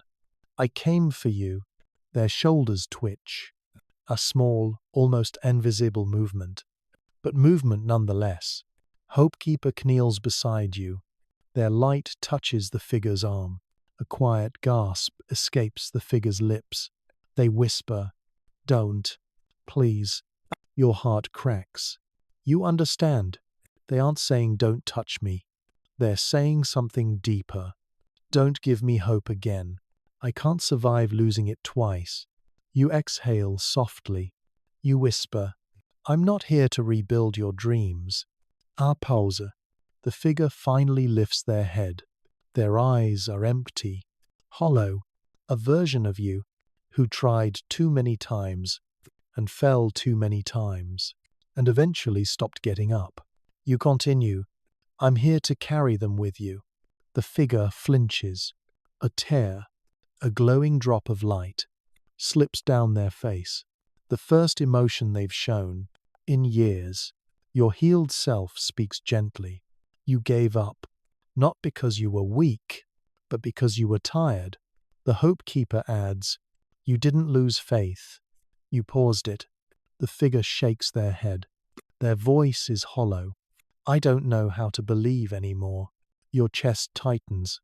Because you've said that before, too many times. You sit beside them and let your legs touch the glowing water. You speak softly. "You don't have to believe. Just let me believe for you." Their breath shudders. You continue, "You don't have to be hopeful. Just hold on to me while I learn hope again." The figure looks at you, really looks at you, for the first time. Their voice is barely a whisper. "But what if hope hurts?" Your small self answers before you do. "Then we'll hurt together." The figure's eyes widen. "Because that's the one thing you never had growing up. Someone to stand beside you through the hurt." The warmth of the chamber intensifies. The light around the figure shimmers. For the first time, they are not alone. In their numbness, you extend your hand, not demanding, not urging, just offering. The figure stares at it, hesitates. Then, slowly, with a trembling hand, they reach out. Their fingers touch yours, and the chamber explodes in warmth. The numbness in their body ripples outward and dissolves, like ink being pulled from water, not gone instantly, but loosening, softening, becoming something lighter, something real, something feelable. You hold their hand as they shake. Your healed self steps behind them, gently placing a steadying hand on their back. The Hopekeeper touches their shoulder. For the first time since you entered, the beliefless you whispers, "I'm scared." You pull them into a gentle embrace. Your voice trembles. "Me too, but we're scared together now." They collapse into you, shaking, breathing unevenly, finally feeling everything. They spent years shutting down, and you, the present you, hold them with kindness you never received. As the fear leaves their body, something else emerges, a tiny warm glow in their chest, faint, weak, fragile, but undeniably hope. Your healed self smiles, even hope that was abandoned. "Never, Dees." The Hopekeeper adds, "It just waits for someone brave enough to pick it back up." You look at the figure in your arms, no longer empty, no longer numb, no longer alone. You whisper, "You don't have to believe yet. Just come with us." They nod weakly. "I can try." They whisper, and that, just that, is enough. The chamber brightens. The water glows. The path ahead reveals itself, a long corridor of shimmering gold, stretching deeper into your inner world. The Hopekeeper rises. Your healed self stands. You help the beliefless you to their feet, weak, shaking, but alive. The small you takes their hand. "We missed you," they say softly, and for the first time, the beliefless you smiles. Not fully, not easily, but honestly. You gather all parts of yourself, the child, the wounded, the hopeful, the healed, the exhausted, the brave, and step forward together toward the deepest truth of all. You walk deeper into the glowing corridor, Zig's footsteps echoing in unison. The hope keeper, the healed self, the small you, the beliefless you, and you, the one finally becoming whole. The deeper you move, the more the air thickens, with a warmth that feels almost emotional. Like the walls themselves are watching you with tenderness. The hope keeper glances back. What comes next, they say softly, is the part of you that kept loving the world, even when the world didn't love you back. You freeze. A strange ache rises in your chest. You know exactly which version that is.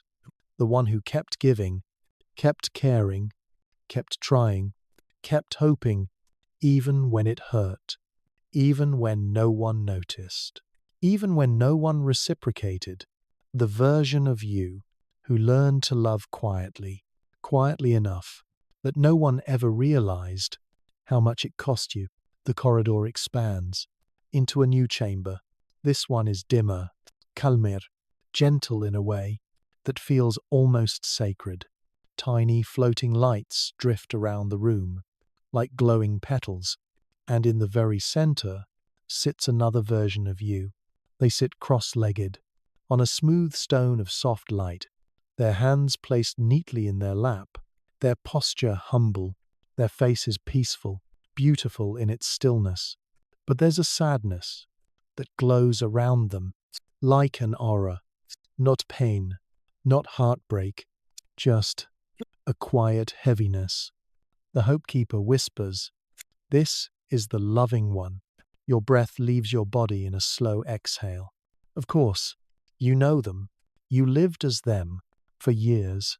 The version of you who cared deeply but silently, who gave without expecting, who loved without asking, who forgave too quickly, who stayed too long, who hoped too gently. You walk toward them slowly. The loving one doesn't look up. They just continue sitting in stillness, as if waiting, but not expecting anything. Your healed self steps forward. They learned to make themselves small, so their love wouldn't be a burden. Your chest tightens, because that is you, exactly you. You sit opposite them, mirroring their posture. They lift their heads slightly, just enough to meet your eyes. And in their gaze, you see everything, all the affection you gave that wasn't returned, all the softness you hid because the world didn't hold it gently, all the loyalty you poured into people who weren't ready for it, all the care you offered without asking for any in return. Their lips part slightly. A soft, trembling voice escapes. Did he do something wrong? Your heart fractures. The small you gasps softly. The beliefless you looks away. The Hope Keeper bows their head. Your healed self closes their eyes. Because that question, that one question, is the wound inside every version of you. You reach forward and cup the loving one's hands. Your voice trembles. You didn't do anything wrong. Their fingers tighten slightly around yours. Then why, they whisper, did it hurt so much? You swallow, hard, because the truth is both painful and freeing, because you loved in places that didn't know how to hold love. Their eyes water, not dramatically, not painfully, just softly, like rain that has waited for a long time to fall. The loving one's voice grows quieter. I thought if I loved gently, it would be enough. You shake your head. Gentleness is not weakness, but giving without receiving will always break you. They look down. Their voice tightens. I stayed loyal. I stayed patient. He stayed kind. I stayed understanding. You nod. And none of that was wrong. Their shoulders shake. So why didn't it work? A pause. A deep, warm Pause. Then, because love is not meant to be one-sided, the words seem to echo through the chamber. The loving one inhales sharply. Their glow flickers like a candle. The hope keeper steps forward. You kept loving the world in the quietest way possible, in hopes that the world would love you gently back. Your healed self adds, but the world you loved wasn't ready for the softness you offered. The beliefless you mutters, or they didn't deserve it. You give them a small nod. They're not wrong. The loving one looks up again. Their expression is raw, open, hurting.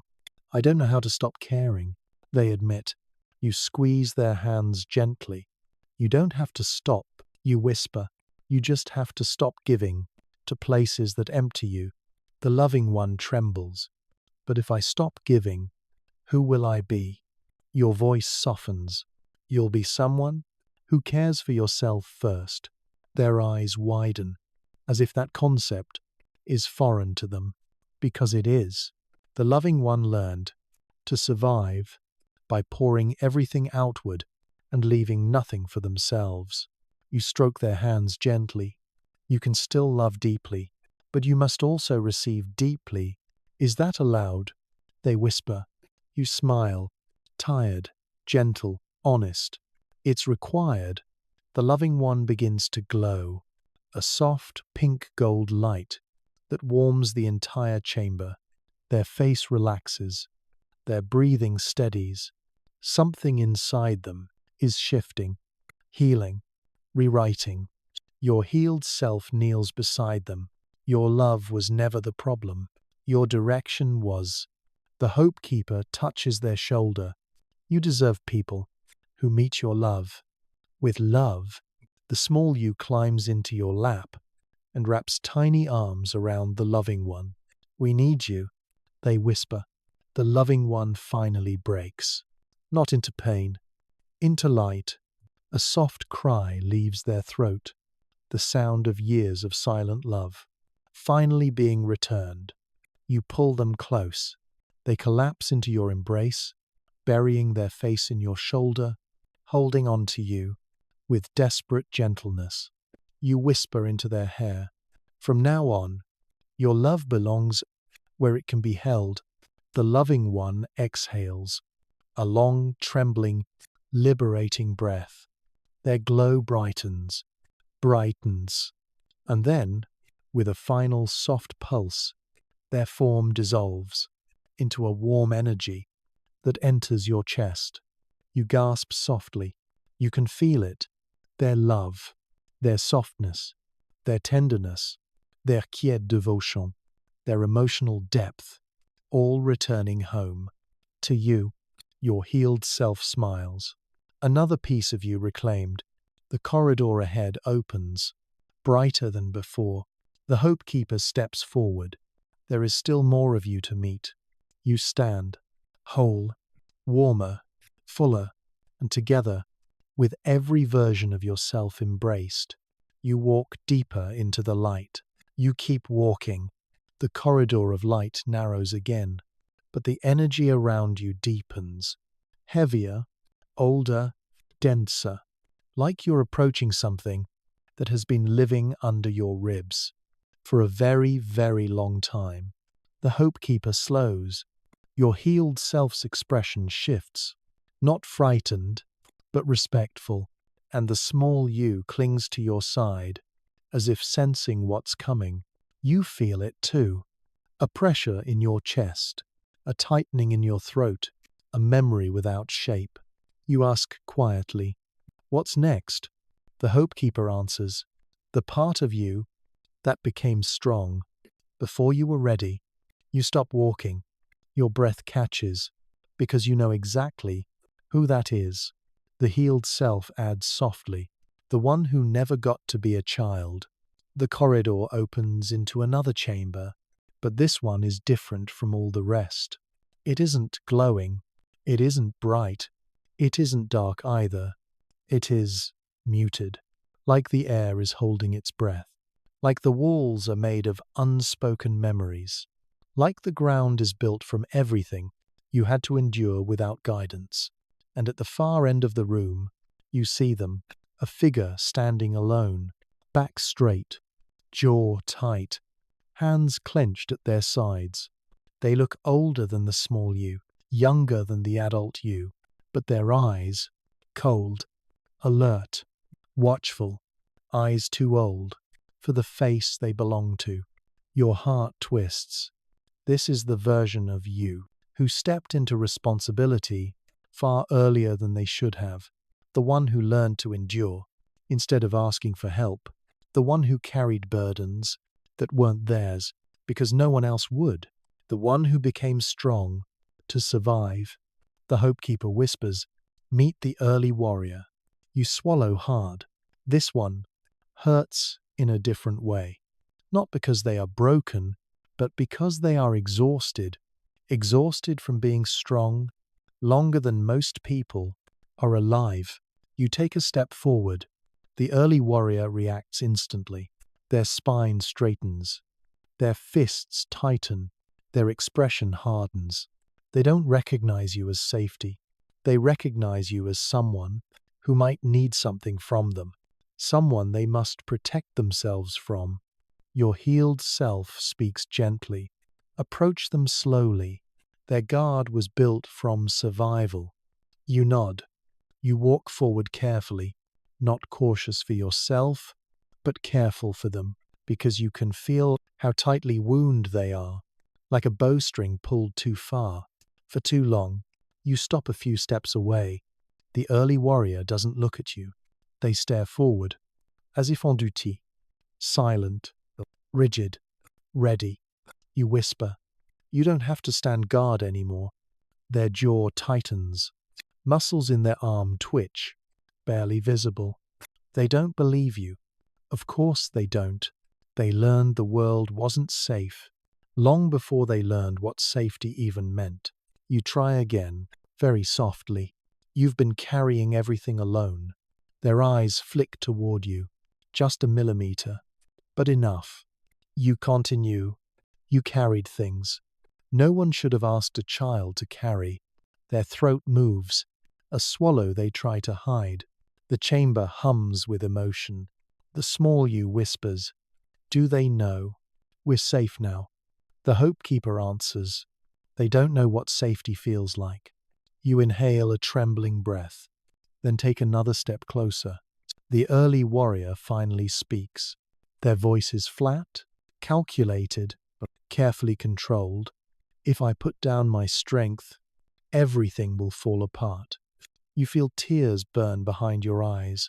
Not pity, recognition. You say gently, "Nothing is going to fall apart." They shake their head sharply. "If I'm not strong, who protects us?" Your heart tightens. This version of you believes strength is the only thing keeping you alive, because for them, that was true. They protected you when no one else could.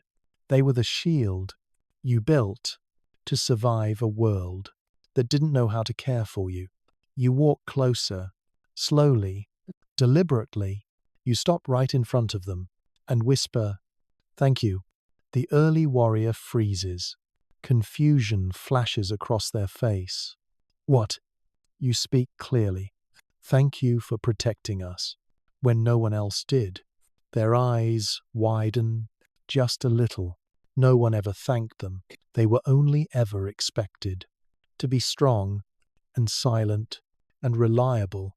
You place a hand over your heart. "I survived because you fought." The early warrior's breath catches. A crack, small but real, appears in their armor. The healed self steps forward. They speak with reverence. "Your strength saved us." But the war is over.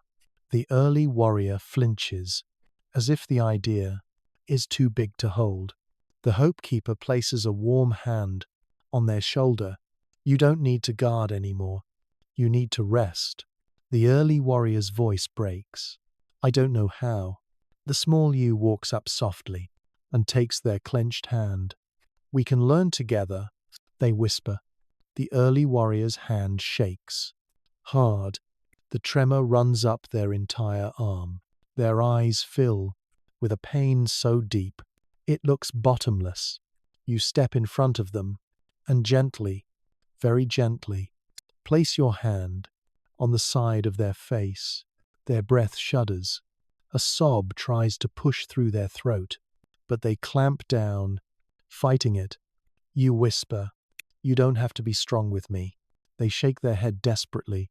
"I don't know who I am if I'm not strong."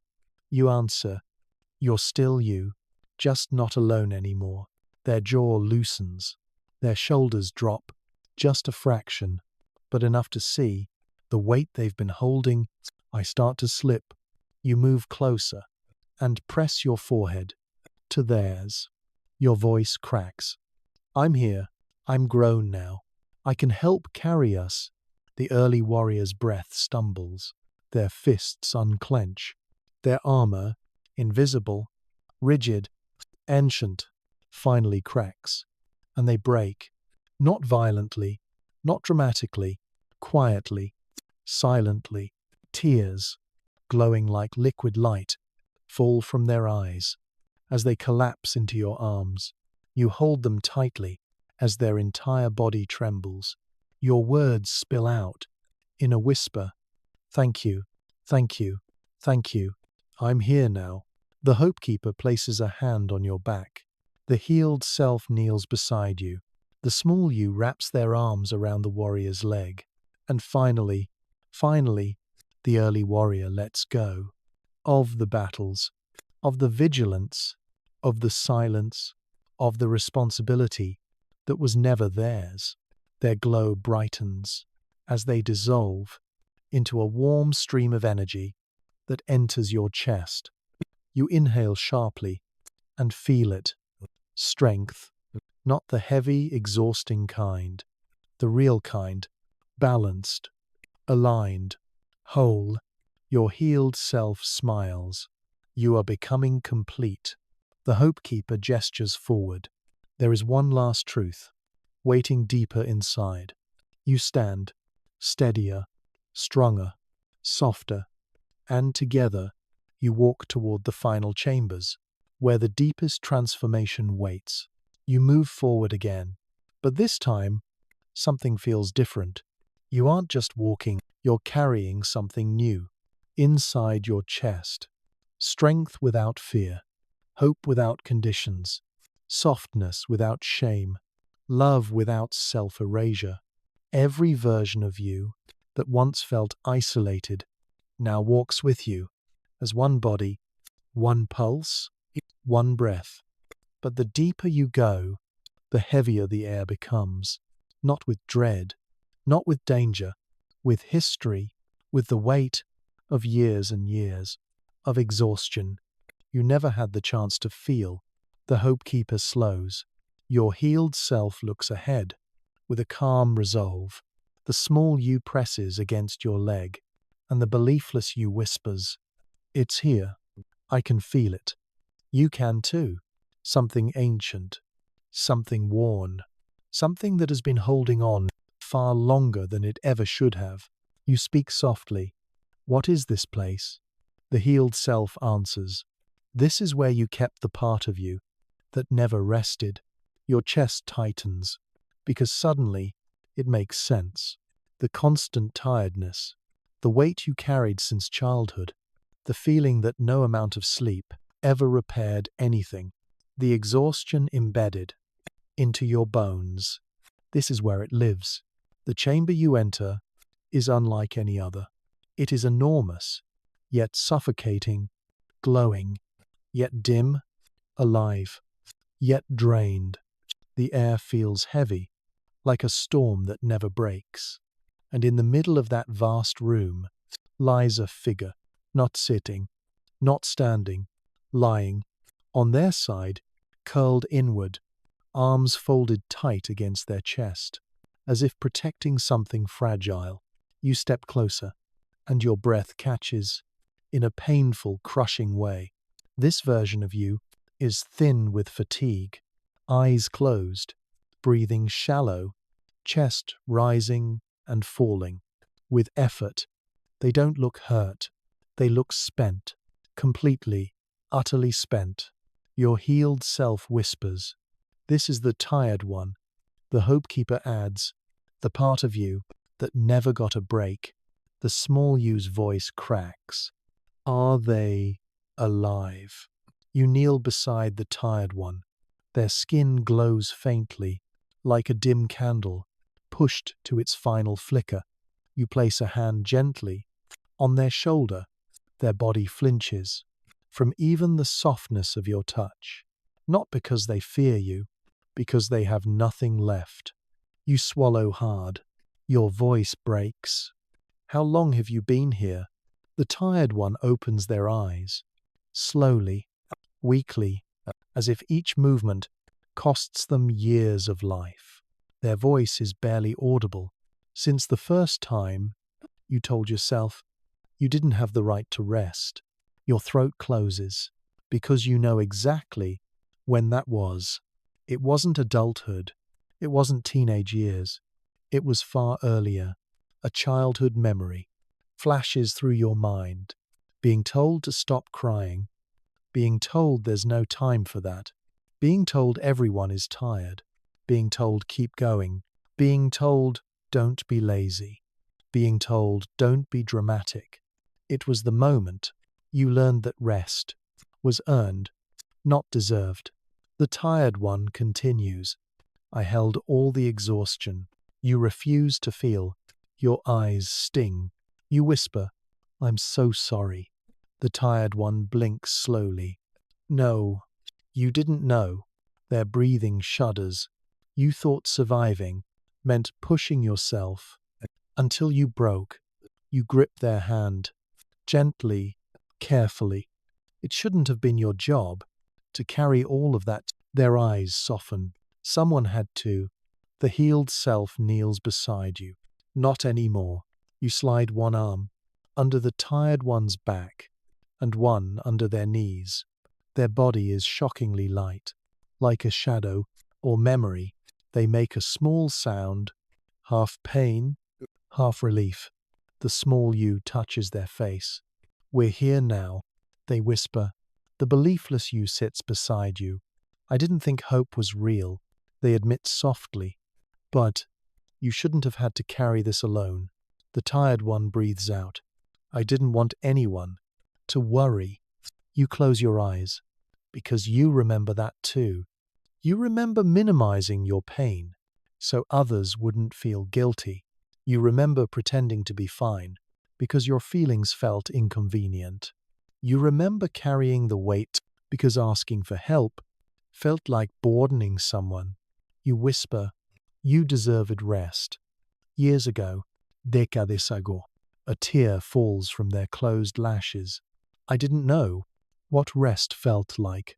Your healed self places a glowing hand against their head.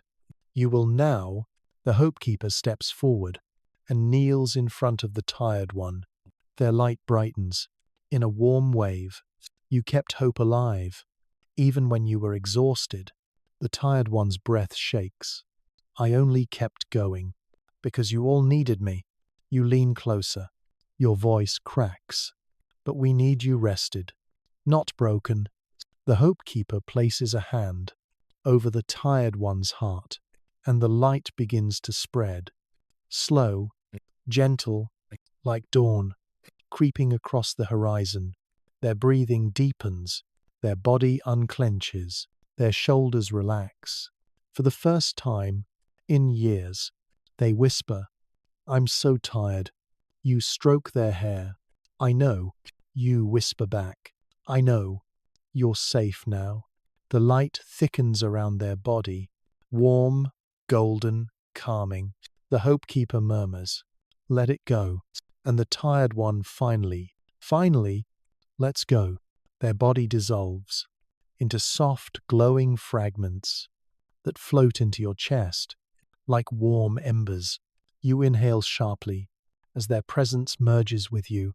The exhaustion, the endurance, the pain, the perseverance, the strength, the survival, and underneath all of it, the aching desire for peace, for rest, for stillness, for a life that doesn't demand constant endurance. Your healed self speaks quietly. This is the first time your body has ever known true rest. The Hope Keeper nods. And now you can rewrite what rest means.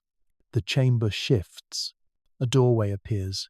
Bright, warm, inviting. The small you takes your hand. The beliefless you takes the other. The healed self stands behind you. The Hope Keeper leads the way. And together, you walk toward the next part of yourself. Not tired, not broken, rested, reclaimed, and ready. The doorway ahead glows with a deeper intensity, not brighter, not louder, but truer. The Hope Keeper steps forward, their light steady and sure. Your healed self keeps a hand on the small of your back. The small you holds tightly to your shirt. The beliefless you watches with cautious hope.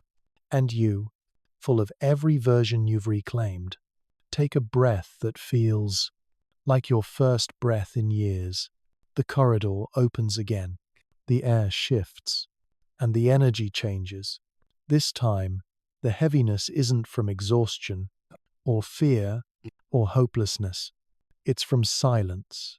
Not peaceful silence, the silence of disappearance, of shrinking, of hiding your truth so deeply.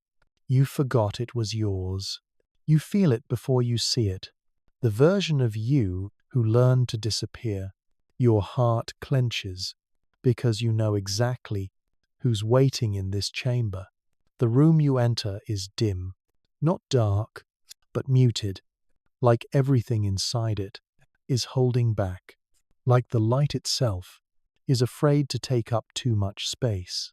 In the center, you see a small, faint glow, barely visible, barely alive. A figure curled in on themselves, arms wrapped around their knees, face buried, body trembling even in stillness. So small, they could be mistaken for a flicker. So quiet, you might walk past them without noticing. Your healed self whispers, "This is the hidden one." Your breath stutters, because this version of you is the one you abandoned without even realizing it. The part of you that learned to stay small, to feel safe. The Hope Keeper steps closer. Their voice is gentle. This is the part of you that dimmed your light because the world wasn't kind to your brightness. The small you's voice cracks. But they look so scared. And they do, terrified, shivering, trying to disappear into the floor, as if their existence could get them in trouble. You kneel beside them. This close, you can feel their trembling. Through the air, you speak softly. "Hey, I see you." The hidden one flinches. Their glow flickers, not because they don't want to be seen, because being seen has always come with danger. Your beliefless you whispers. They think visibility means pain. Your healed self nods, because it did. For a long time, you extend your hand, open, gentle, non-demanding. "I'm not here to make you come out." You whisper, "I'm here to sit with you." Where you are, the hidden one's breathing hitches. They don't lift their head, they don't move, but the trembling slows. Just a fraction. The Hope Keeper kneels beside you, their light dimming, so as not to overwhelm. They whisper to the hidden one, "You learned to shrink, because your truth was too big for the places you grew up in." The hidden one curls tighter. A muffled whisper escapes them. "I didn't want to be too much." Those 5 words hit you like lightning, because you remember. You remember every moment. You swallowed your opinions to avoid conflict. Every time you quieted your joy so you wouldn't be annoying. Every time you hid your talents because someone felt threatened. Every time you buried your personality just to fit in. Every time you pretended you didn't want something because wanting felt dangerous. You swallow. Hard. Your voice cracks. You were never too much. You were always too precious. For people who wanted you small, the hidden one shivers. Harder this time, but not from fear. From recognition. You inch closer. I know why you hid. I know why you made yourself small. Your voice trembles with truth. You thought shrinking would keep you safe. The hidden one nods into their knees. A tiny, fragile nod. You exhale shakily. But shrinking didn't protect you. You whisper. It erased you. The hidden one's glow flickers painfully. You reach out again, slow and careful. Come here, you whisper. Not a command, an invitation. The hidden one lifts their head, just enough for you to see their eyes. Wide, wet, terrified, but still glowing. A small, trembling voice escapes them. Will it hurt? If I stop hiding, your throat closes, because you know the answer. Sometimes, yes, being seen has always felt dangerous, but you also know hiding hurts more. You whisper. Your healed self adds, your life has space for you now. The Hope Keeper smiles softly. You can shine without apologizing, and the small you hugs the hidden one's arm. We need you, they whisper. Finally, the hidden one reaches toward you, hand shaking, glow flickering, terrified, brave. You take their hand gently and pull them into your arms. The moment you hold them, they collapse, like a shadow, finally allowed to rest, like a whisper, finally allowed to exhale. You cradle them as their body shakes from years of silence, years of erasing themselves, years of hiding parts of you that were never meant to disappear. You stroke their back. I see you. You whisper. I want you. I need you. You belong. Their glow brightens, a soft, trembling light that warms your chest. They whisper into your shoulder. I don't know how to exist without hiding. You close your eyes. Your voice is soft, breaking. You'll learn. I'll teach you. I'll protect you. And for the first time, the hidden one believes you, because you didn't ask them to stop trembling. You didn't ask them to be brave immediately. You just held them, gently, fully, safely. The chamber brightens. Their form dissolves into shimmering particles of light that enter your chest with a warmth that nearly brings you to your knees. You inhale sharply and feel it. A new fullness, a new strength, a new truth. Your healed self whispers. You have reclaimed your visibility. The Hope Keeper nods. Your light is no longer hidden. The beliefless, you smiles weakly. You're starting to feel whole. The small you clings to your hand. Can we go home soon? They whisper. The Hope Keeper places a hand on your shoulder. There is one chamber left, they say. The deepest part of you, the part no one has ever touched. Your healed self adds, the place where your identity lives. Your breath catches, because you know that is where the transformation completes. You step toward the final door. It glows softly, patiently, like it has been waiting your entire life. You place your hand on it, and it begins to open. The final door opens, not with force, not with light, but with acceptance. A warm breeze rolls out, soft as breath, gentle as memory, old as your first heartbeat. You step inside, and everything goes quiet, truly quiet. Not the quiet of isolation, not the quiet of emptiness, but the quiet of truth. The room isn't a room. It isn't a space. It isn't even a chamber. It's a presence that feels like home in a way nothing else ever has. And at the center of it all stands someone waiting. They turn to face you slowly, and the moment you see them, your breath leaves your lungs. Because standing there, bathed in warm gold light, untouched by trauma, unshaken by fear, unbroken by pain, is you, not a version of you, not a fragment, not a wounded piece, not a hidden self. You, the original you, the whole you, the you before everything.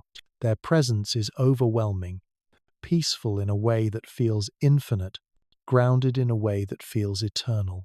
They look at you with eyes that understand everything because they lived it with you, in silence, in shadows, in waiting.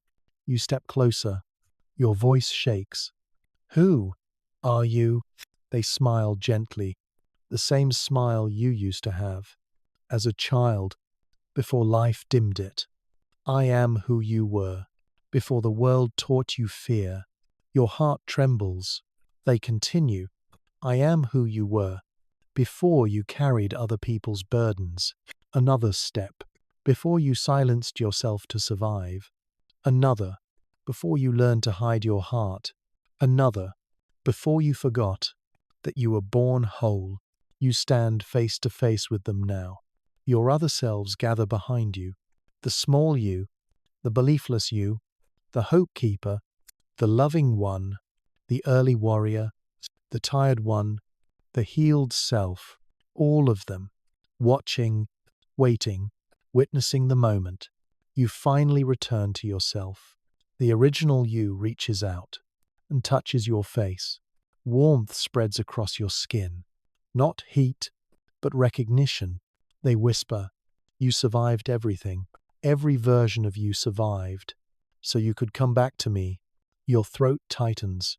A tear slips free. You whisper, I thought I lost you. They shake their heads softly. You wandered, but you never truly left. You fall into their arms, and they hold you with the kind of embrace you have been searching for your entire life. A steady one, a safe one, a knowing one. Your other selves step closer and form a circle around you.